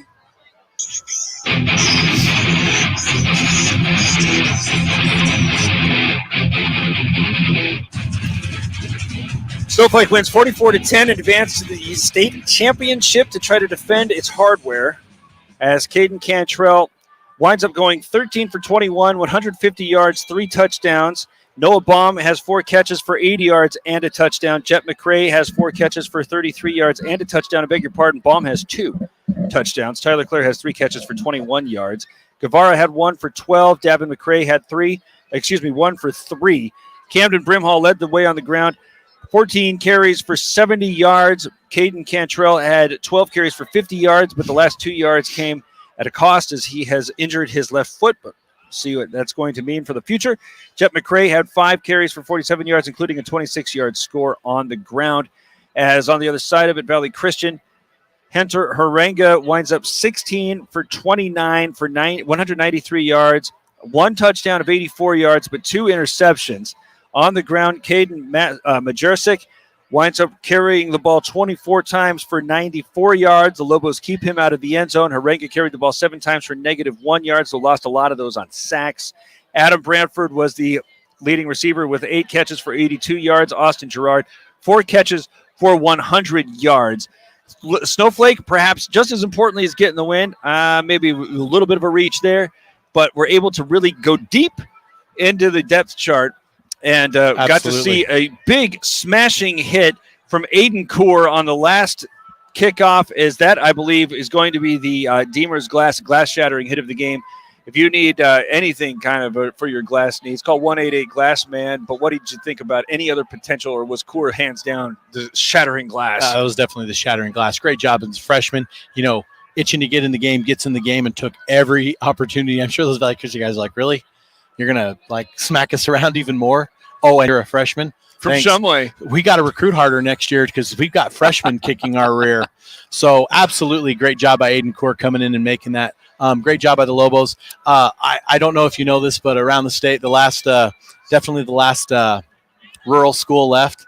None from the metro area. I guess Yuma Catholic, but they have the C attached to their name too. But it's going to be great to have the Lobos. Whoever they face, it's going to be a rematch of something last year, which that's getting a little fishy to me when there's only one rural school and then anybody. But that's a whole nother. We'll get into that next week because they'll have to go through one of those for another gold ball.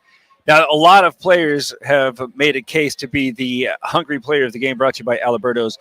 Real, fresh Mexican food at Alberto's. We've talked a little bit about some of the Snowflake offensive players, including Cantrell, who had a great second half. I don't know how they calculate quarterback rating, but I think his would be somewhere near the top of the charts. Baum ran one outstanding route to get open in the end zone, a double move going inside and then back out. He did not have his best game, but when they needed him to rise up, he certainly did meet all expectations in the second half. Camden Brimhall, 14 carries for 70 yards, kind of the production that anybody would expect of him to have, even a yeoman effort. But, man, the Snowflake defense, and especially Rhett Wenger. There's one. We got to say Rhett Wenger. I mean, when I think of hungry, I think of guys wanting to carry the ball. We want the ball, throw me the ball, the quarterback. But Rhett Wenger today, that interception, and then just the way he played, he was almost on everything. There was never a time where it didn't seem like he was pursuing. So I got to go with Rhett Wenger. He is the Alberto's hungry player of the game, Alberto's real, fresh Mexican food. The Lobos have advanced into the state championship. The only question that remains is which team are they going to be lined up against? Is it going to be ALA Gilbert North, the team that they played in the semifinals a year ago, or is it going to be Yuma Catholic, the team that they played in the state championship? I can tell you that ALA Gilbert North has been quite vocal on the social media saying that they would like another crack at the Lobos. And of course they do. That's what they want. That's what they want to do. They live in this metro area, and they don't want to lose to the hillbillies from up north, the non-recruiters, as it will. So yeah, they're absolutely going to say that. They can be active on social media, but guess what? They got to get by Yuma Catholic, and Yuma Catholic has a game plan, I'm sure. They have been in these type of situations before. ALA Gilbert North is, a few years ago, they were in the charter league and they were able to recruit their way back into the AIA. So It's a good thing. So we'll take it. The Lobos are going to have to face whoever and take it as it comes. Last call here at Campo Verde High School, 44-10. The Lobos score 41 unanswered in the second half and are now awaiting which team they're going to play for an effort to repeat as state champions. Thank you so much for joining us. Thanks to Ashley in the studio. For Aaron Hughes, I'm Derek Palmer. We'll be back with you for the state championship next weekend. And we hope that you have a very safe and happy Thanksgiving. Until next Saturday, enjoy it. This has been Sholo Ford's